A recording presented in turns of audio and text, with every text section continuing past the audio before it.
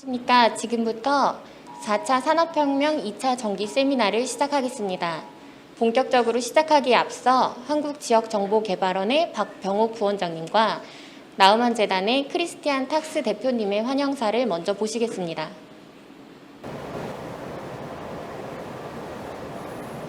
안녕하세요. 한국지역정보개발원 부원장 박병호입니다. 오늘 4차 산업혁명 2차 정기 세미나에 참여해 주신 모든 분들께 우리 오늘 대표해서 감사 말씀을 드립니다. 코로나로 모두가 어려움을 겪고 있는 이 시기에 지방자치단체와 인공지능 활용 방안에 대해 함께 고민해보고자 이렇게 온라인 세미나를 준비하게 되었습니다.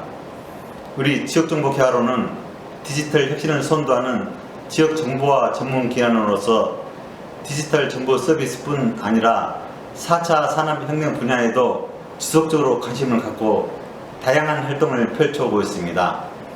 오늘 세미나는 인공지능을 주제로 우리 원에서 올해 두 번째 개최하는 행사입니다.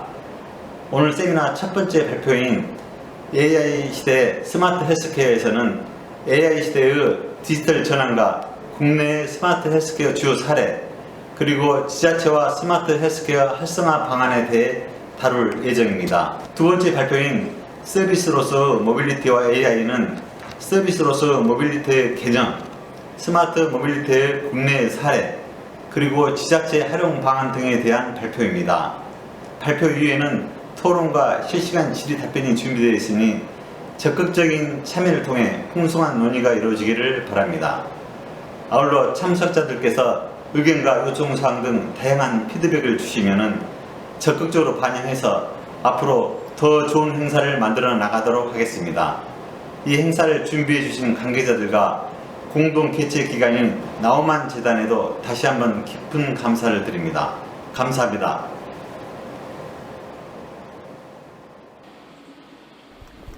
Dear ladies and gentlemen, on behalf of Pretty Norman Foundation Korea, the FNF, I'd like to warmly welcome to our second seminar on AI, artificial intelligence. In the next 2 hours, we will discuss policies and cases in this field, especially the role of AI related to smart cities. For those who did not join our first seminar in July, let me briefly introduce our foundation.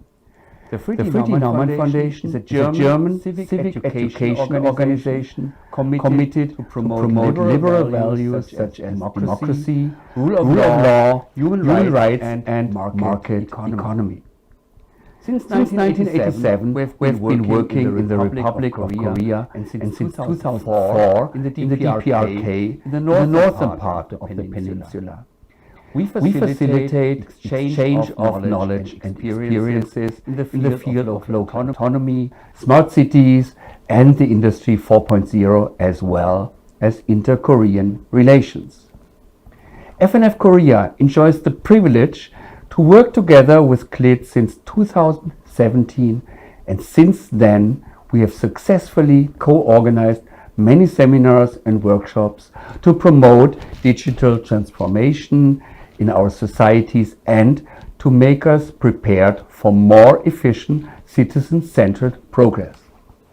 In our first seminar on AI in July, we talked about how we could utilize AI in improving public services, how far we can have come in terms of AI development, and what kind of ecosystem we would need to create for fully tapping on the fruit of the technology. Today, we will focus on roles of the AI related to smart cities, in particular in the sectors of smart mobility and smart health.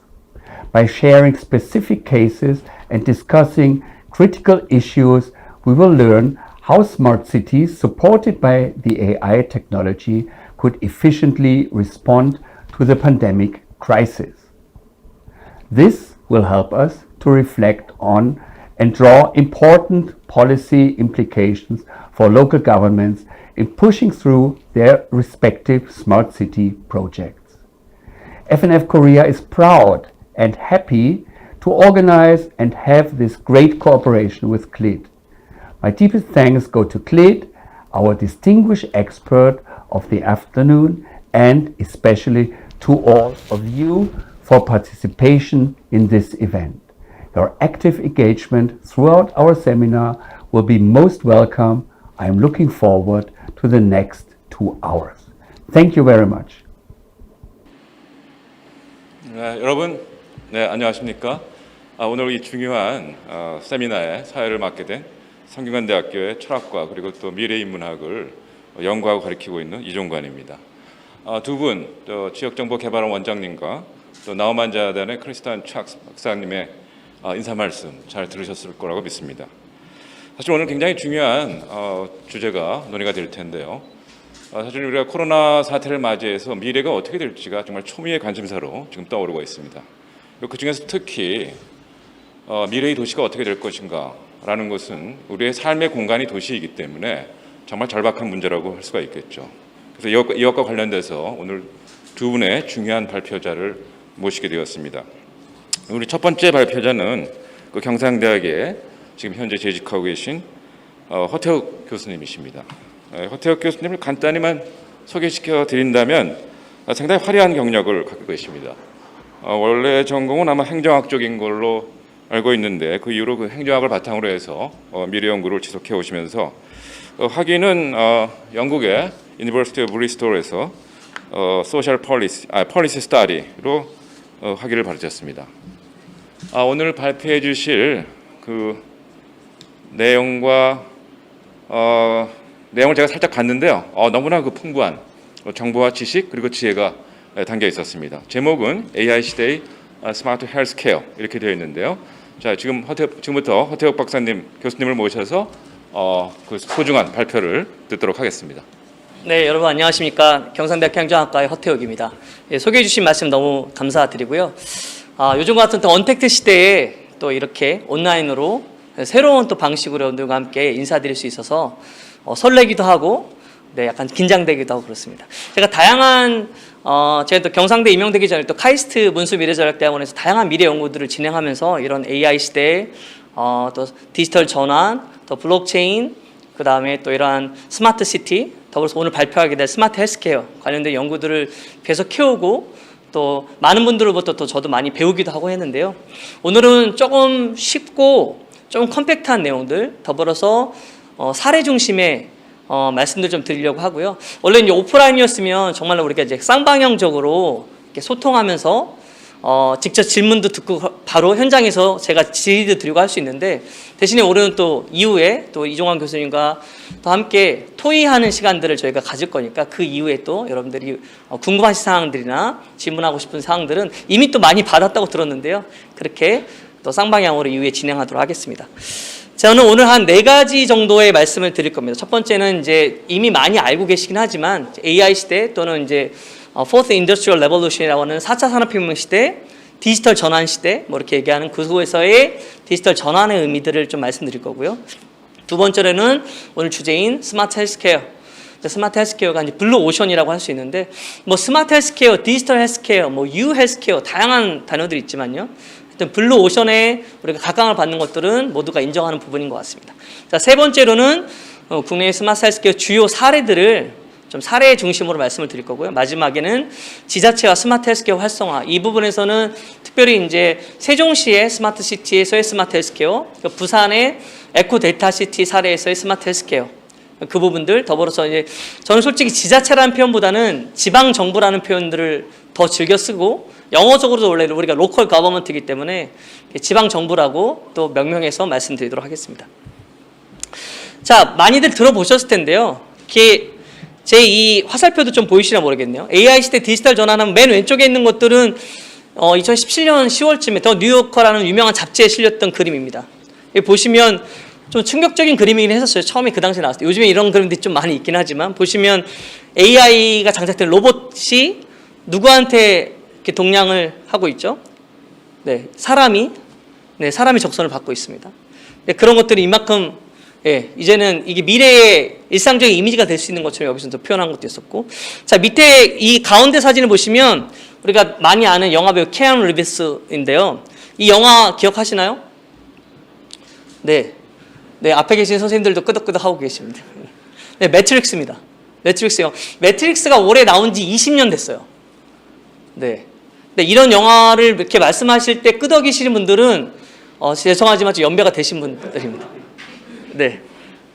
이게 결정적으로 연배가 되신 분은 오른쪽, 맨 마지막 오른쪽에 있는 이 사진도 더 아세요. 뭐죠? 이 영화 그림도 Back to the Futures.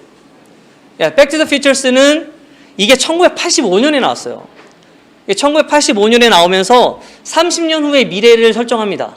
그러니까 1985년에 나왔으니까 30년 후의 미래는 2015년이었어요. 지금으로 따지면 이미 5년 전 과거이죠. 근데 Back to the Future에서 나왔던 다양한 그런 뭐 여기서 의료 시스템이라든지 영상 시스템 이런 상상들이 많이 이미 구현된 것들이 많이 있습니다. 그러니까 저도 지금 원래 이제 20대 국회에서는 이제 미래연구단체인 아젠다 2050의 자문위원으로 활동하면서 그 아젠다 2050 연구단체에 이런 SF 영화 쪽에 대표분이나 이런 분들 들어와 계셨어요. 그리고 BTS의 방시혁 대표도 들어와 계시고 하는데 근데 그런 것들이 보면은 우리가 상상하고 영화 속에서 그려왔던 것들이 이미 현실이 됐고 앞으로 현실이 될 거라는 측면에서 아주 중요한 또 재미있는 의미를 갖고 있습니다. 거기서 보면 이제 매트릭스는 굳이 어떤 이유가 매트릭스야말로 AI 지배하는 세상에서 인간들이 어떻게 생존할 것인가 그러한 이제 전쟁과 같은 모습들을 보여주고 있는데요. 이러한 모습들이 앞으로 지금 우리가 걸어가고 있는 디지털 전환과 4차 산업혁명 시대의 한 클립을 보여주고 있다고 볼 수도 있겠습니다. 자, 4차 산업혁명 뭐 많이 알고 계시고 그래서 또 제가 오늘 30분 정도의 시간이 딱 주어졌기 때문에 간단하게만 이론적인 부분들을 말씀드리려고 하는데요. 굳이 4차 산업혁명을 정리하자면 물리적 공간, 디지털적 공간, 생물학적 공간의 경계가 희석되는 기술 융합의 시대라고 할 수 있고요. 이거는 이제 세계 경제 포럼, 다보스 포럼에서 정의된 얘기였습니다. 그래서 기존의 1차, 2차, 3차를 거쳐서 이제는 4차 산업혁명으로 가고 있다는 측면들이 4차 산업혁명은 디지털 세계와 물리 세계, 우리가 이따 헬스케어에서 할 때 다양한 원격 치료라든지 이런 거 얘기할 때 오토 융합도 말씀드릴 건데요. 온라인 투 오프라인, 또 오프라인 투 온라인, 그 오토 융합의 결정체가 이런 CPS라고 불리는 사이버 피직스 연결 시스템, 그러한 사이버 물리 시스템이라고 말씀드릴 수 있겠습니다. 한 가지만 더 하면 제가 하다 보니까 마스크가 계속 걸리군요. 네. 자, 이게 보통 이게 그 연구자들 중에서도 잠깐 이렇게 아직도 헷갈려 하시는 분들인데 1차부터 4차인데 이 여기 보시면 띄어쓰기가 1차가 돼 있고 2차 이렇게 돼 있죠. 4차도 4차하고 띄어쓰기하고 산업혁명입니다. 근데 보통 이렇게 잠깐 헷갈리시는 분들이 띄어쓰기를 산업과 혁명의 띄어쓰기를 하면서 4차와 산업을 붙이시는 분들이 있어요. 그 의미는 뭐냐면 1차 산업, 2차 산업, 3차 산업, 4차 산업인 것처럼 생각하시는 심지어 이제 연구자분들께서도 그렇게 하신 분들도 있던데 그게 아니고 혁명입니다. 그러니까 1차 혁명, 3차 혁명, 4차 혁명. 산업적인 구분에서의 4차 산업이 아니라 네 번째의 웨이브로서 4차 산업혁명의 의미들이 있다는 것들을 다시 말씀드리고요. 이러한 시대의 미래과학기술 트렌드가 뭐 융합화와 진흥화, 우리가 오늘 보는 AI와 빅데이터 결합 이런 것도 있고 기하급수적인 성장. 그래서 정말 여러분들 생각해 보시면 아이폰이 몇 년 전에 나오신지 기억하시나요? 저는 원래 강의할 때 이렇게 쌍방향으로 직접 질문하고 심지어 온라인 제가 한 달 전에 전북대에서 특강할 때도 앞에 있는 교수님들 시키고 했었거든요. 네, 온라인으로 학생들이 듣고 있는데 대답해 주셔도 됩니다. 아이폰이 언제 나왔나요? 우리 선생님들도 이제 온라인생들 아이폰 언제 나왔는지 기억하세요? 아이폰 많이 쓰고 계시잖아요. 2008년도에 나왔어요. 네, 그러니까 제가 그때 영국에 있을 텐데 영국에서 가장 뜨는 폰은 아이폰이 아니라 원래 LG의 초콜릿 폰이었었습니다. 근데 그게 이제 10년 된 거예요. 10년. 그러니까 그만큼 기하급수적인 성장이라는 것들이 정말 급속하게 발전하고 있고 변화하고 있다는 말씀들을 드릴 수 있겠고요. 그리고 6대 디지털 기술, 뭐 아날로그 기술 이런 것들 말씀드릴 수 있고 저는 솔직히 AI보다는 이제 블록체인을 통한 디지털 사회 혁신 이런 쪽에 관심이 많은데 이따가 또 블록체인도 AI와 함께 또 말씀드릴 수 있을 겁니다. 그래서 이게 이제 WEF에서 4차 산업혁명들의 기술별로 어떠한 특별히 확산되는 시점, 티핑 포인트들을 설명을 쭉 했는데요. 뭐 여러 가지가 있지만 오늘 저희가 보는 AI 같은 경우는 2025년에 인공지능이 기업 회계 감사에 30%를 수행할 것이고 2026년에는 기업의 이사회에 인공지능 기계가 최초로 등장할 것이다 라는 얘기들도 하고 있습니다. 저 이제 5, 6년 남은 내용들인데요. 근데 이거는 무슨 예측으로 예언가적인 건 아니고 그러한 흐름 등에 있다. 이렇게만 좀 생각해 보시면 될 것 같습니다. 4차 산업혁명은 이분이 이제 클라우드 슈밥 오른쪽에 있는 분이 WF 회장이셨고요. 모든 것이 연결되고 보다 지능적인 사회의 변화들을 이끌어내고 있고 이런 것들은 현실과 가상의 인간을 중심으로 융합하는 그런 혁명이라는 것들을 얘기하고 있습니다. 그래서 우리가 커머스부터 플레이, 잇, 런, 워크, 트래블까지 다양한 4차 산업의 변질들을 나타나고 있고 요즘에 이제 언택트 시대에 온라인 쇼핑 많이 하시는데 요즘에 AR 쇼핑도 하는 거 아세요? 온라인을 하게 되면 좋은데 오프라인에서 할 수 없는 게 핏이나 이런 것들을 입을 수가 없잖아요. 온라인에서 그냥 보기만 하는 거지 내 옷에 맞는지 확인할 수 없잖아요. AR로 AR 기술 아시죠? 증강현실 기술을 통해서 이따가 제가 A를 다시 또 AI 시대의 IA 얘기를 하겠지만 AR 증강 기술로 내 옷을 입고 나서 그 어플리케이션 상에서 내가 쇼핑하라는 것들이 내 몸에 어떻게 맞는지 뭐 글래스가 어떻게 맞는지 보여주는 증강현실로 그러한 기술들까지 커머스 영역에서 우리가 지금 보고 있는 또 트래블 플러스 또 런하는 교육 근육까지 다양하게 연결되고 있습니다. 그래서 이런 O2O 융합들이 이루어지는 것들이 4차 산업의 근본이라고 할 수 있겠고요. 우리가 지금 하고 있는 쿠팡이라든지 다양한 물류 서비스에서도 이런 부분이 이루어지고 있습니다. 오늘 좀 시간이 별로 없으니까 이 부분들은 앞부분도 좀 빨리 넘어가도록 하겠고요. 이런 것들은 결국에는 여러분들이 구매해서 클릭하기 전에 여러분들이 로그인하는 순간 아마존과 쿠팡은 여러분들이 뭘 살지 이미 알고 있습니다. 대부분 보통은 이제 조금 느리게 말씀해달라고 하면 네, 제가 좀 천천히 말씀드리겠습니다. 시간이 좀 없다는 거예요, 제가. 근데 보통 여러분들이 그래서 아마존 같은 경우는 한 90% 가까이 사람들을 클릭하는 순간 로그인해서 들어가는 순간 그 사람이 뭘 쇼핑할 건지 알고 있다고 하고요. 한국은 한 70에서 75%. 왜냐하면 한국은 이게 들어와서 자꾸만 막 그 쇼핑할 거 바꾸시는 분들이 많아서 외국보다는 그러한 측면들이 데이터 수집부터 저장과 분석하고 가치 창출하고 최적화하는 측면들이 이것들이 이따가 말씀드릴 헬스케어에서도 이런 O2O 융합들이 이루어지는 것들을 볼 수 있겠습니다. 그 중간에 이제 알고리즘적인 부분들도 당연히 들어가는 측면이 있고요. 그래서 4차 산업혁명 결과적으로 공급 중심에서 수요 중심으로 그래서 이제 데이터 형성과 수집과 분석 차원에서의 부분들 이것들이 결국엔 제조 분야에서는 제조업의 서비스와 스마트 공장, 생활 부분에서 우리가 오늘 얘기할 스마트 시티, 더불어 스마트 헬스케어, 디지털 헬스케어까지 그다음 모빌리티 분야에서는 이따 두 번째 세션에서 또 실장님께서 다 좋은 말씀 많이 해주시겠지만 자율주행차, 스마트 본류 그런 부분까지 연동되는 그래서 스마트 헬스케어가 한 것만 따로 띄어져 있는 것이 아니라 전체의 이러한 4차 산업혁명의 흐름 속에서의 변화와 또 뭐 질문도 스마트 시티 질문도 많이 하셨던데 그러한 전체적인 플랫폼 상에서의 변화 속에서 O2O 융합 속에서 헬스케어, 디지털 헬스케어, 스마트 헬스케어가 이루어진다는 그런 흐름들을 여러분들이 좀 생각해 주시면 되겠습니다. 자, 그러면 저희한테 지금 한 15분 정도가 남았어요. 그래서 딱 반을 이제 시작인데요. 본론 부분들은 블루오션, 스마트 헬스케어 말씀을 드리겠습니다. 자, 영상들을 잠깐 보도록 할까요? 자, 여러분들이 좀 약간 집중도 이제는 또 흐트러질 시간이고 하니까 헬스케어에서 욕실부터 침실까지라는 또 영상을 보도록 하겠습니다. 새로운 기술이 잇따라 등장해 실생활의 변화를 예고하고 있습니다. 이교준 기자입니다. 이달 초 모바일 월드 콩그레스에서 오랄비가 선보인 스마트 전동 칫솔입니다. 사물 인터넷 기술을 적용한 제품으로 블루투스 방식으로 스마트폰과 연결해 칫솔의 모든 동작을 보여줍니다. 너무 강하게 칫솔질을 하면 경고 신호를 보내는 등 효과적인 칫솔질로 치아 건강을 지키도록 도움을 줍니다. We have developed this toothbrush that connects with the smartphone and to the app that we also provide because we want to help our consumers to get better brushes. 수면 안대에 내장된 센서를 통해 사용자의 심장 박동과 호흡 상태, 뇌파 등 생체 신호를 수집해 분석합니다. 빅데이터 분석을 토대로 수면 안대에 장착된 골전도 스피커와 LED 조명은 개인에 맞게 소리와 빛을 조절해 깊고 편안한 잠을 유도합니다. 주위 에어컨이나 전등 등과 교신해 최적의 수면 환경을 조성하는 기술도 개발 중입니다. 사용자의 수면의 상태를 정확하게 이제 측정을 하고 사용자들이 이제 잠을 취하고 있는 환경, 주위 이제 방 안에 있는 온도나 습도 그리고 빛, 소리 등을 가전기구와 함께 연동이 되어서 여러분들에게 최적의 상황을 제공할 수 있는 기술을 개발하고 있습니다.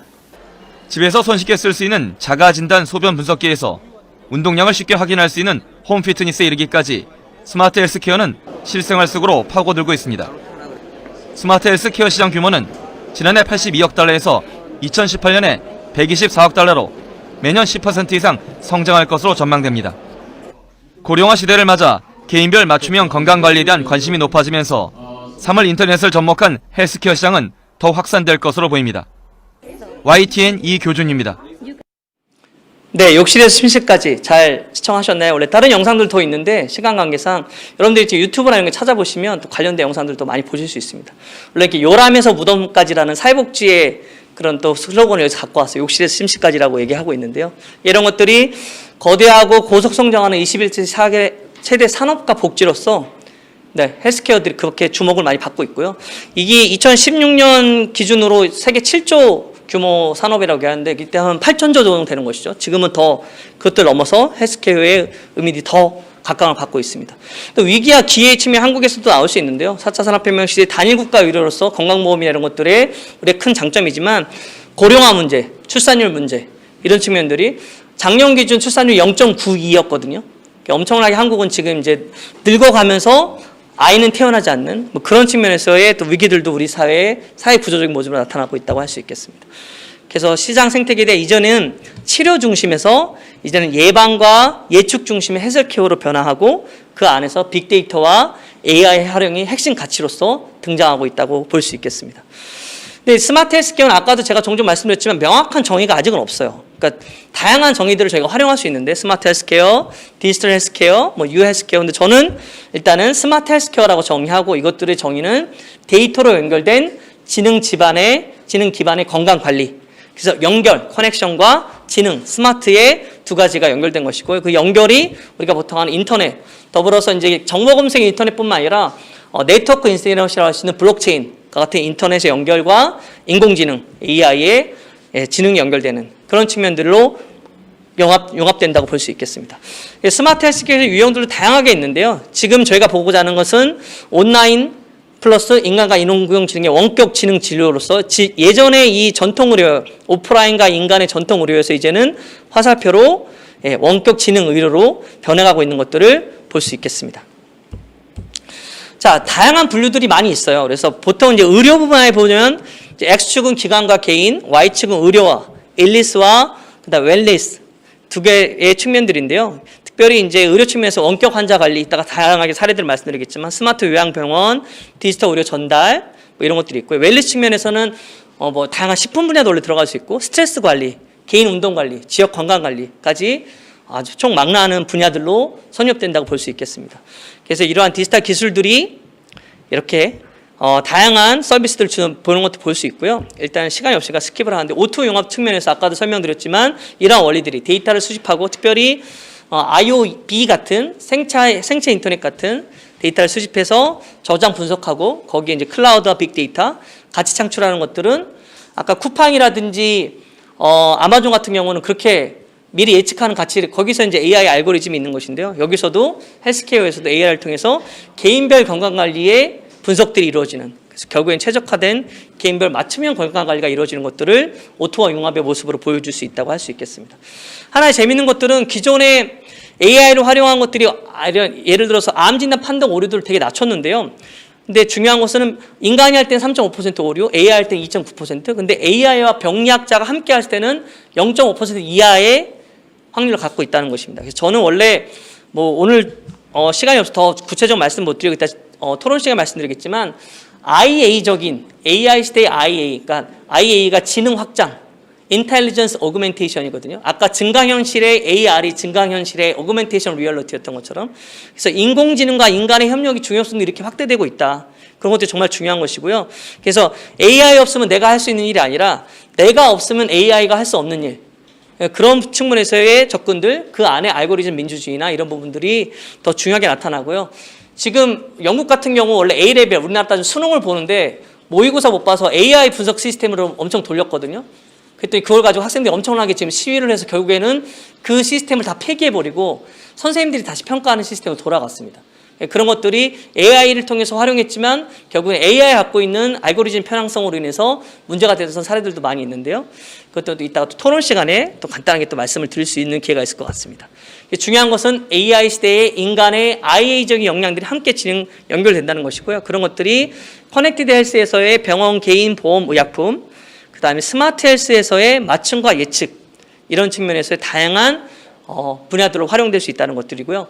잠시 후에 사례 부분에서 또 설명드리도록 하겠습니다. 그래서 이러한 의료 서비스에 대한 플랫폼 구축과 그다음에 제도적인 구축들이 함께 이루어졌을 때 이제는 집단 지능으로서 의료 환자, 사용자 중심, 시민 중심, 환자 중심의 의료 서비스들로 전환된 측면들로 나타날 수 있는 결과들을 보여준다고 할 수 있겠습니다.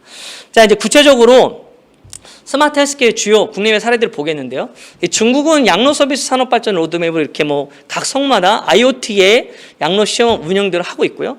그래서 여기 북경 같은 경우는 모든 정보가 앱을 통해서 이런 노령자라든지 환자들에게 관련돼서 자녀나 센터 관리 센터나 의사에게 실시간으로 전송되는 이런 또 IoT 시스템들 갖추고 있고, 미국 같은 경우는 특별히 이제 의료 산업의 네 가지 주요 흐름들로 물론 이제 오바마 이후에 많이 또 트럼프 정부에서 많이 바뀌긴 했는데요. 원격 진료부터 유전자 혁명, 제작 산업 혁명까지 이루어지고 있습니다. 핀란드 같은 경우는 가상병원 1.0이어서 원래는 재택 환자가 모바일 앱을 통해서 의사로부터 진료를 받는 것들이 이제는 가상병원 2.0으로 해서 20개 진료 부분으로 확대된 그런 모습들도 보여주고 있습니다. 글로벌 원격 진료가 이러한 엄청난 절감이라든지 경제적인 성장 것들을 많이 보여주고 있는데요. 또 규제적인 측면에서도 미국이나 영국이나 이런 것들도 이미 규제들이 다 거쳐져서, 그리고 독일 같은 경우는 대부분의 원격 진료에도 대면 진료 같은 수가가 적용되는 측면까지도 활성화되는 부분이 나타나고 있습니다. 그래서 이런 원격 의료의 서울들을 보시면 혈당, 복약 수능도, 치료 만족도, 특별히 재밌는 건 의료기관 이용 시간. 그전에 평균적으로는 183분, 그러니까 3시간이 걸렸던 거예요. 평균적으로 의료기관을 이용하려면 이제 50분으로. 그 다음에 보호자 동행률도, 보호자가 항상 의자를 이렇게 노인분들이라든지 환자분들 가야 되잖아요. 그런 것들도 거의 3배 이상 줄어드는 원격 진료에서는. 그래서 결과적으로 의료기관 이용 부담이 거의 90% 정도 감소가 됩니다. 그런 측면들로 내용들을 성과가 나오는 것들도 보여주고 있습니다. 자, 연결을 통한 의료 문제 해결 사례들은 이거는 이제 ODA 측면에서 많이 나오는데요. 르완다라든지 탄자니아, 이런 것들 산모라든지 그렇죠, 임산부들을 위한 모자 교육을 위한 것들이 이러한 시스템을 통해서 보여주는 것들도 다양한 국제적인 사례들도 나와 있고요. 하지만 한국도 원래는 당뇨폰이나 이런 것들이 있었는데 2017년부터 우리나라 원격으로 지금도 물론 이제 의사협회와의 다양한 갈등 모습도 있지만, 실제로 이 빨간 표에 보시면 20년 됐습니다. 이런 원격 진료에 대한 논의들 한국에서. 하지만 아직은 열리지 못하고 있는데요. 근데 최근 들어서 이제 포스트 코로나19 시대에는 이러한 간염병 안면, 안심, 비대면 인프라 및 건강 취약계층 디지털 돌봄 시스템 구축과 같은 디지털 뉴딜 시대, 특별히 코로나19 시대에서 새로운 그런 변화들이 좀 있고요. 특별히 그 전에 비대면 진료 도입에 대해서 보시면 거의 70% 가까이가 긍정적인 대시민 조사가 나오고, 그다음 부정적인 건 한 18%밖에 나오지 않는 원격 의료 사례의 도서 지역 주민이라든지 군 장병 사례라든지 다양한 중요한 재미있는 사례들이 보여지고 있습니다. 자, 이제 더 구체적인 사례들을 좀 보시면요. 원격 의료와 주요 웨어러블 이렇게 차는 의료 기기들이죠. 부착하게 되는 스킨 비전 같은 경우는 이용자의 피부 사진을 찍어서 올리면 피부에 관련된 이상 부미나 진단 예상을 보여주는 것들이 있고요. 그리고 키오스크 원격 진료센터. 여러분들 키오스크 아시죠? 영화 보러 가시거나 햄버거 구입하러 가시거나 다 키오스크 사용하시잖아요. 그러니까 키오스크형 원격 진료센터들도 도입이 되고 있고 활용이 되고 있습니다. 진단 보조 주요 사례들, 이것도 이제 AI와 인간의 IA적인 지능 확장 연결들이 연결되어서 이런 것들을 활용하고 있고요. 근데 환자 관리에서도 보시면 헬리오스 같은 경우는 환자가 약을 먹으면 위에서 소화가 되며 전기 신호를 보내고 배에 부착한 패치, 웨어러블 패치가 신호를 감지해서 블루투스를 통해서 스마트 앱에 전송해. 이런 투약이라든지 관리라든지 이런 것들이 어떻게 이루어지는 것들도 실시간으로 환자 관리의 주요 사례들을 보여주는 것들도 보여주고 있습니다. AR, VR 같은 경우는 의료 실습, 교육 같은 건 이런 것들이 다 AR, VR 기술을 통해서 가상현실, 증강현실을 통해서 보여지는 기술들도 활용하고 있고요. 3D 프린팅 같은 경우는 아까 원래는 이제 영상 보려고 했던 부분도 있는데 3D 프린팅을 통해서 이런 식품 분야라든지 더불어서 이러한 의료기기 분야에서 아주 혁신적인 발명품들이 나와서 활용되고 있는 것들도 보여주고 있습니다. 마지막으로 이제 게놈이라 불리는 유전자 맞춤 치료 같은 경우도 이러한 디지털 헬스케어의 기술들을 통해서 구체화되게 해서 보여지는 것까지, 아까 우리가 욕실에서 침대까지 보였던 것처럼 아주 단면적인 사례지만 그런 사례들이 구체화돼서 나오는 것들을 보여주고 있습니다. 결론적으로 여러분들 핸드폰 갖고 계시면 저는 삼성 핸드폰 쓰고 있는데요. 여기에도 원래는 삼성 헬스라는 플랫폼이 있습니다. 그러니까 여러분들 갖고 계신 다른 핸드폰에도 마찬가지고 이제 구글 핏 같은 것도 있고 해서 여러분들 건강관리의 측면들이 이러한 모바일을 통해서 여러분들 심전도, 심장박동, 포도당 뭐 이런 분들까지 다 진단되고 전송되고 그걸 통해서 원격 진료까지 될 수 있는 부분들이 플랫폼들이 활성화되고 있는 것들을 말씀드릴 수 있겠습니다. 자, 이제 한 마지막 한 5분 내외로 이제 지자체와 스마트 헬스케어 활성화를 세종시와 부산시 사례로 말씀을 드리겠습니다. 그러니까 보통 스마트 시티 워낙 잘 아시는데요. 아톰과 비트의 시티, 온라인과 오프라인의 융합의 시티라고 할 수 있고요. 그 안에서 이제 세종시 같은 경우는 5-1 생활권, 여기 생활권입니다. 저도 전에 이제 카이스트에 있을 때 다양한 이 카이스트에 이제 정재승 교수가 하고 계신 것들 저희 대학원 내에서도 같이 공유도 받고 했었고, 이것들은 이제 서울시의 또 세미나에서 저희가 함께 또 연구했던 내용들도 있는데요. 스마트 시티, 세종시 스마트 시티 같은 경우는 모빌리티부터 일자리 플랫폼도 나오지만 헬스케어도 응급, 의료, 건강, 안전 이런 부분까지 융합 서비스의 측면들로 헬스케어를 세종시에서 나오는 것들을 플랫폼을 볼 수 있는데요. 재밌는 것은 여기 세종시 같은 경우는 도시가 하나의 거대한 병원처럼 시민들의 건강과 생명과 안전을 선제적으로 예방하고 신속하게 응급처치하고 대응하는 이 세 가지의 부분들을 초점을 맞추고 있습니다. 다양한 구조들과 119 관제센터와 스마트 응급차, 시민들과 병원들의 내용들을 그림화되고 있는데요. 하나의 종합적인 거를 보시면 한번 보실까요? 여기 보시면 이제 노란색 부분들은 일상적인 생활이야 시나리오인데요. 출근을 하셔서 출근할 때 걸음수 모니터링이나 이런 것들이 핸드폰을 통해서 다 되고요. 만약에 통증이 있을 경우에는 스마트 문진으로 핸드폰을 통해 스마트 병원 추천 및 진료 접수에 관한 것들도 스마트폰 확인하고, 그 다음에 이제 병원이 문진이 필요할 경우에는 진료 직접 병원에 가서 이런 것들 진료를 받는 부분들까지 나오고요. 반면에 이 파란색은 응급 상황일 때입니다. 응급 상황일 경우에는 이 핸드폰을 통해서 기존의 이 사람의 활동량이라든지 이런 것들 감지 센서를 통해서 자동으로 응급차를 호출해 주게 돼요. 응급차가 와서 응급차의 진입 알림이나 이런 것들이 24시간 관제센터를 통해서 실시간으로 연락이 되고요. 병원과도 연락이 되고요.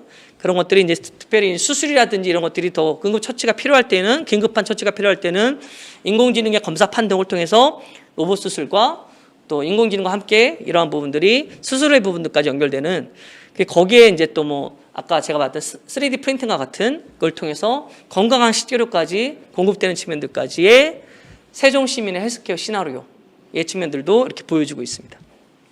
마지막 사례는 부산인데요. 스마트 시대의 두 번째 마지막 사례는 부산 같은 경우는 재밌는 게 다양한 것들 많이 예측 예방 4P 미래 의료 서비스 구현까지 나오는데 중요한 것은 블록체인을 활용했다는 거예요. 건강 토큰이라 해서 이 오른쪽 그림을 보시면 사람들이 걷고 활동하고 이런 것들을 다 스마트폰에서 인지해서 그것들을 토큰으로 마련해 주는 거죠. 그 토큰이 나오면 그 토큰을 가지고 공과금 납품하고 건강용품 살 수 있고 의료비도 살 수 있고 취약계층에 기부도 할 수 있고, 그러니까 이러한 건강 토큰으로서 블록체인을 활용하고 있는 것들도 이 부산 에코시스템에서는 중요한 또 진리모된 시사점이라 할 수 있겠습니다. 사실 혹시 노원구 사시는 분 계세요? 서울시 노원구 같은 경우는 이미 NW라는 블록체인 토큰을 활용하고 있습니다. 노원을 해서 NW거든요. NW 블록체인 토큰인데 거기 같은 경우는 이제 사회 봉사 활동을 하면 1시간 하면 700 노원을 줍니다. NW를. 그걸 가지고 지역에 있는 다양한 미용실, 카페 이런 것을 활용할 수 있게. 물론 아직은 가맹점들이 이렇게 크지 않아서 한 300여 개가 좀 아직 안 되는데 그것도 최근 한 2, 3년 사례에 노원구의 NW 블록체인 사례인데, 이 부산의 에코델타 시티 같은 경우도 건강 토큰을 통해서 시민들이 건강한 삶을 유지할 수 있는 것들을 인센티브를 주고 그것도 결국에는 그 시민들이 그걸 가지고 또 다른 것들로 활용할 수 있는 선순환적인 시스템을 만드는데 이 블록체인 건강 토큰을 활용한다고 볼 수 있겠습니다. 그래서 이런 것들이 부산의 사례로 이런 또 정밀의료 병원 정보 시스템을 활용하고 있고요. 마지막 사례는 이미 선생님들이 공무원 선생님들이 그 지역에서 하고 있는 부분일 수도 있는데요. 보건소 모바일 헬스케어 사업이 있습니다. 이것들은 건강 위험 요인이 있는 사람에게 모바일 앱을 통해서 보건소 전문가, 운동 전문가까지 의사부터 시작해서 언제 어디서나 맞춤형 건강 상담을 제공하는 사업입니다. 추진책에 보신 것처럼 한국건강진흥개발원부터 사회정보보장원, 그래서 각 지자체에서 지금 보시면 오른쪽 그림에 보시면 전국 130개소 제가 한 일주일 전에 클릭했을 때 이 정도가 나왔는데요. 다양한 지역에서 이러한 모바일 헬스케어 보건소 사업을 하고 있고요. 서비스 대상은 환자는 아니지만 건강검진 결과 혈당이 높거나 복부 비만 만성질환 분들이 들어가셔서 운동관리, 식이요법 관리, 생활습관들 관리를 받고 이것들이 총 6개월 24주간 진행됩니다. 그래서 오른쪽 그림에 보신 것처럼 단계가 5단계로 이어지고요. 최초 방문 상담 검진부터 전반기 모바일 앱 맞춤형 생활 건강 지원, 후반기 생활 건강 생활 지원, 그리고 최종 방문 및 상담 검진까지 이루어지는 서비스 제공 절차가 이 보건소 모바일 헬스케어 사업을 통해서 이루어진다고 볼 수 있겠습니다. 다양한 사례들과 부분들 말씀드렸는데요. 우리가 또 제 발표 또 두 번째 발표 후에 토론하면서 또 지자체에서 활용할 수 있는 또 적용점들과 또 여러 가지 시사점들을 함께 또 토론하면서 말씀 나누도록 하겠습니다. 네, 이상으로 첫 번째 스마트 헬스케어 발표 마치도록 하겠습니다. 감사합니다.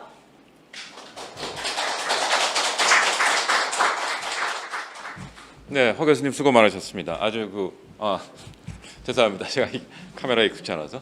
허 교수님 수고 많으셨고요. 정말 영상 시대에 맞는 발랄함과 패기, 그리고 아주 충분하게 풍부한 정보 이런 것을 가득 담은 발표였다고 생각을 합니다. 시간이 있었으면 더 시간을 들여서 더 많은 얘기를 듣고 싶은데 아쉽게도 제한된 시간이 있어서 얘기를 다 못하신 것 같고요. 좀 불충분한 부분에 있어서는 이따 토론 시간에 보충을 하도록 하겠습니다. 다음으로는 또 한 분의 귀중한 분을 모셨는데요. 우리 지금 스마트 헬스케어와 함께 스마트 시티에서 가장 또 중요한 문제는 인간들이 도대체 어떻게 움직일 것이냐가 굉장히 중요한 문제로 떠오르고 있습니다. 그러니까 인간들이 어떻게 움직인다는 것은 기술적으로는 교통의 문제라고 할 수가 있겠죠. 그래서 이번 순서는 한국지능형교통체계협회 실장으로 재직하고 계시는 손승려 박사님을 모셨습니다. 이 손 박사님도 아까 허 교수님과 마찬가지로 굉장히 화려한 경력을 갖고 계시는데요. 놀라운 것은 아주 일찍이 교통 문제에 관심을 가지셨더라고요. 학부 때부터 교통공학을 전공하시고 최종적으로는 명지대학에서 교통공학으로 공학 박사학위를 받으셨습니다. 그리고 여러 기관에서 일하셨고 최근에는 아까 말씀드린 대로 한국지능형교통체계협회에서 실장으로 재직하시면서 특히 이제 스마트 교통 시스템 문제를 집중적으로 연구하시는 아주 재원이라고 생각합니다. 자, 그럼 발표를 듣도록 하겠습니다.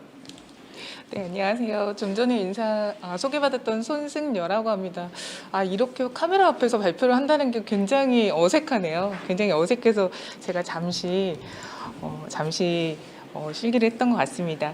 좀 전에 말씀하셨던 것처럼 스마트 시티에서 가장 중요한 요소가 뭘까라고 했을 때 사람들이 과연 어떻게 이동할 거냐라는 측면입니다. 그래서 오늘 제가 여러분들에게 설명드리고자 하는 내용은 과연 스마트 모빌리티라는 게 무엇이고 스마트 모빌리티와 관련해서 지금 대두되고 있는 마스라고 하는 녀석이 어떤 녀석인지, 그리고 이런 마스가 과연 한국에서는 어떻게 추진되어야 하고 그럼 과연 이 추진하기 위해서 어떤 것들을 노력을 할 수 있는지에 대해서 좀 설명을 드리고자 합니다.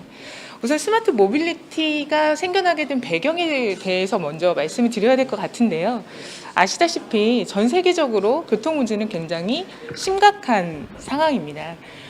지금 물론 미국의 내용이긴 하지만요. 지금 보시는 것처럼 차량 소유의 결과가 전체 소요 시간 중에 96%는 주차장에서 이루어지고 있다고 얘기를 하고 있고요. 전체 1년에 42시간을 도로에서 소비한다라고 하고 있어요. 이게 미국 기준이니까 사실상 한국에서는 더 많은 시간을 소비하고 있다라고 이해하셔도 될 것 같습니다. 심지어는 하루에 38분의 대중교통을 기다린다고 하였는데 저희들도 아마 환승에 대해서 생각을 해보신다라고 하면 굉장히 많은 시간을 이동을 위해서 소요를 해야 된다라고 이해하고 계실 것 같습니다. 이러한 교통 문제를 사람들이 생각을 했을 때 대중교통에는 한계가 있기 때문에 이런 대중교통 때문에 차량의 소유가 늘어났는데요. 이런 차량의 소유가 늘어난 게 왼쪽에 보시는 그림처럼 이런 아주 심각한 교통 문제를 유발하게 됐던 거죠. 이러한 교통 문제가 유발하면서 사실상 교통 문제뿐만이 아니라 이 내용들은 도시화와 뗄래야 뗄 수 없는 관계에 있습니다. 이 교통 문제가 일어나게 된 배경 또한 사람들은 다 일자리를 찾아서 도시로 이동하기 때문인데요. 이러한 도시화가 지금 50년의 세계 인구는 60% 이상이 도시에서 살게 될 전망이라고 얘기를 하고 있고요. 한국의 경우에는 지금 한 30년 되면 228개 도시 중에서 35%는 소멸 위험에 있다고 합니다. 즉 도시화가 진행이 된다는 얘기는 결론적으로는 그 반대급부인 비도시화, 그러니까 아주 소멸되고 있는 도시가 생겨난다는 현상인 거죠. 여기에 패러다임 변화가 일어나고 있는데요. 사실상 아시다시피 공유경제가 물론 요즘에 코로나 시대 때문에 공유에 대한 내용들이 사실은 많이 사그라들어 있는 상황이긴 합니다. 하지만 공유경제의 확산이라고 하는 큰 패러다임은 큰 변함이 없었던 거죠. 이러면서 실질적으로 자가용도 실질적으로는 온디맨드 서비스로서의 변모를 할 수 있지 않을까라는 패러다임의 전환이 일어나면서 이러한 변화들이 스마트 모빌리티라는 내용들을 대두되게 하게 되었습니다. 그래서 아까 말씀드렸던 이런 모든 도시교통 문제의 해결책으로 스마트 모빌리티가 대두됐는데요. 그럼 과연 스마트 모빌리티가 무엇이냐라고 했을 때 기존의 교통체계와 스마트 기기의 첨단 기능이 융합되면서 보다 지능화되고 스마트한 미래의 교통 서비스를 총칭하는 개념이라고 누군가 얘기를 하고 있습니다. 이런 스마트 모빌리티 시대가 되면 실질적으로는 배출 제로, 사고 제로, 소유권 제로 등의 혁신을 이룰 수 있다라고 얘기를 하고 있는데요. 이러한 스마트 모빌리티의 핵심 원칙으로서는 유연성, 효율성, 통합, 친환경, 안전을 꼽을 수가 있겠습니다. 이러한 스마트 모빌리티는 실질적으로 스마트 시티의 한 축을 이루고 있는데요. 오른쪽 그림에서 보시는 것처럼 스마트 시티가 전체 6개 분야로 크게 분류가 가능하다면 그중에 스마트 모빌리티가 한 축을 담당하고 있다, 이렇게 보시면 되실 것 같으세요. 그럼 과연 스마트 모빌리티를 구성하고 있는 게 어떤 내용들일까 봤을 때 스마트 모빌리티는 기반시설, 운송수단 이용 방식을 총칭해서 하는 이야기인데 이 모든 것들이 실질적으로는 데이터 기반으로 이루어진다라고 이해하시면 되실 것 같으세요. 그러니까 지능형 인프라라고 얘기하는 도로들, 도로에서 일어나는 일들도 예전에는 도로 하면 생각나는 게 아마 여러분들 아스팔트 포장만 생각하셨다면 지금은 실질적으로 그 도로에서 일어나는 모든 것들이 센서로 센싱돼서 센터에서 바라볼 수 있는 그런 단계까지 와 있습니다. 그러니까 초연결 사회라고 하는 IoT 센서들이 발달이 되면서 초연결 도로라고 하는 인프라의 혁신까지 일어나는 상황이고요. 아시다시피 운송 수단 또한 지금은 스마트카, 즉 자율주행 차량으로 넘어가는 그런 단계에 있고요. 여기에 이용 방식이 하나의 마스로 통합이 되고 있는 그런 상황입니다. 그럼 마스라는 게 과연 뭘까라고 이제 봐야 될 텐데요. 마스는 왼쪽에서 보시는 것처럼 여태까지 여러분들이 어떤 교통수단을 이용할 때마다 각각의 교통수단을 검색하고 어떤 각각의 지불수단으로 결제를 했었다면 하나의 앱을 통해서 이 모든 교통수단들에 대한 전 과정의 경로 계획을 수립하고 수립되어 있는 경로를 기반으로 통합해서 지불할 수 있는 시스템이 마스다, 이렇게 이해하시면 되실 것 같으세요. 근데 한국 같은 경우에는 실질적으로 마스다라고 통칭해서 되어 있지는 않지만 잘 되어 있는 편입니다. 아마 여러분들도 어디 가시려면 그냥 네이버나 이런 데 그냥 앱 하나 키셔서 출발지 목적지 검색하실 거고, 그 출발지 목적지에 보면 자가용에 대해서 내비게이션 검색도 되실 거고, 뭐 대중교통을 이용하신다 그러면 어떻게 가야 되는지 각각의 정보들이 제공되고 있는 것으로 봤을 때 우리도 마스라고 하는 게 지금 어느 정도 성숙된 단계 아닐까라고 생각하실 수도 있을 것 같습니다. 근데 실질적으로 한국이 마스라는 개념으로 봤을 때에는 전 세계적으로 이렇게 두각을 보이지 않는 이유가 있습니다. 그게 뭐냐면 통합의 관점에서는 실질적으로 아직 미흡하기 때문이에요. 왜 통합의 관점에서 미흡한지를 조금 설명을 드려야 되는데 뒤에부터 먼저 설명을 좀 드려야겠네요. 마스라고 얘기하는 내용들은 실질적으로 통합의 관점부터 봐야 됩니다. 첫 번째는 정보의 통합이라고 그래서 전체 여정 계획이나 요금 정보를 하나의 정보로 통합해서 볼 수 있어야 되고요. 이렇게 포함되어 있는 정보를 기반으로 했을 때 하나의 결제 수단으로 결제할 수 있어야 됩니다. 뿐만 아니라 내가 이 서비스 할 수 있는 이러한 전체적인 통합 경로가 실질적으로 나한테는 인센티브 다가올 수 있어야 돼요.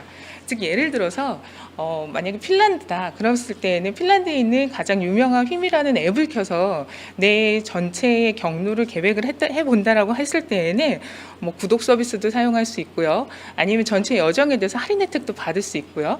근데 이 앱을 통해서 내 모든 여정에 대해서 경로 계획을 세울 수 있는 거죠.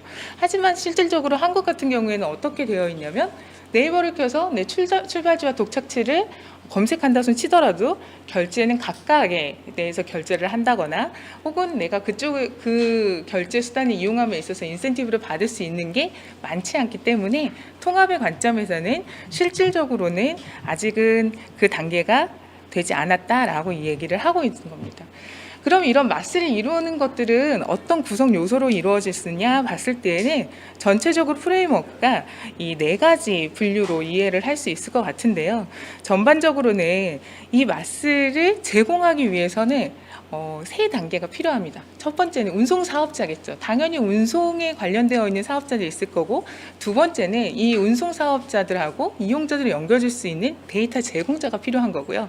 세 번째는 서비스 제공자, 통합 경로를 제공해주고 결제를 한 번에 할 수 있게 해주는 서비스 프로바이더라고 하는 서비스 제공자가 있을 수 있겠고요. 마지막으로는 이것들을 이용하는 이용객이 있을 수 있겠습니다. 이 4가지 주체가 같이 융합됐을 때 마스가 이루어질 수 있는 생태계가 이루어진다, 이렇게 보시면 될 것 같으세요. 그러면 이렇게 4가지의 각각의 프레임워크를 구성하고 있는 구성 주체들이 어떻게 연결이 되는지 한번 보시면, 일반적으로 교통운송 사업자라고 하시는 분들과 사회기반시설 인프라 공급자들은 맨 밑에서 도로와 주차장, 철도 등등의 운송수단을 운행할 수 있도록 기반시설을 제공을 해줍니다. 그럼 이런 기반시설을 기반으로 해서 운송사업자들이 다양한 교통수단을 가지고 서비스를 할 텐데요. 이렇게 할 수 있었던 공급자들 대상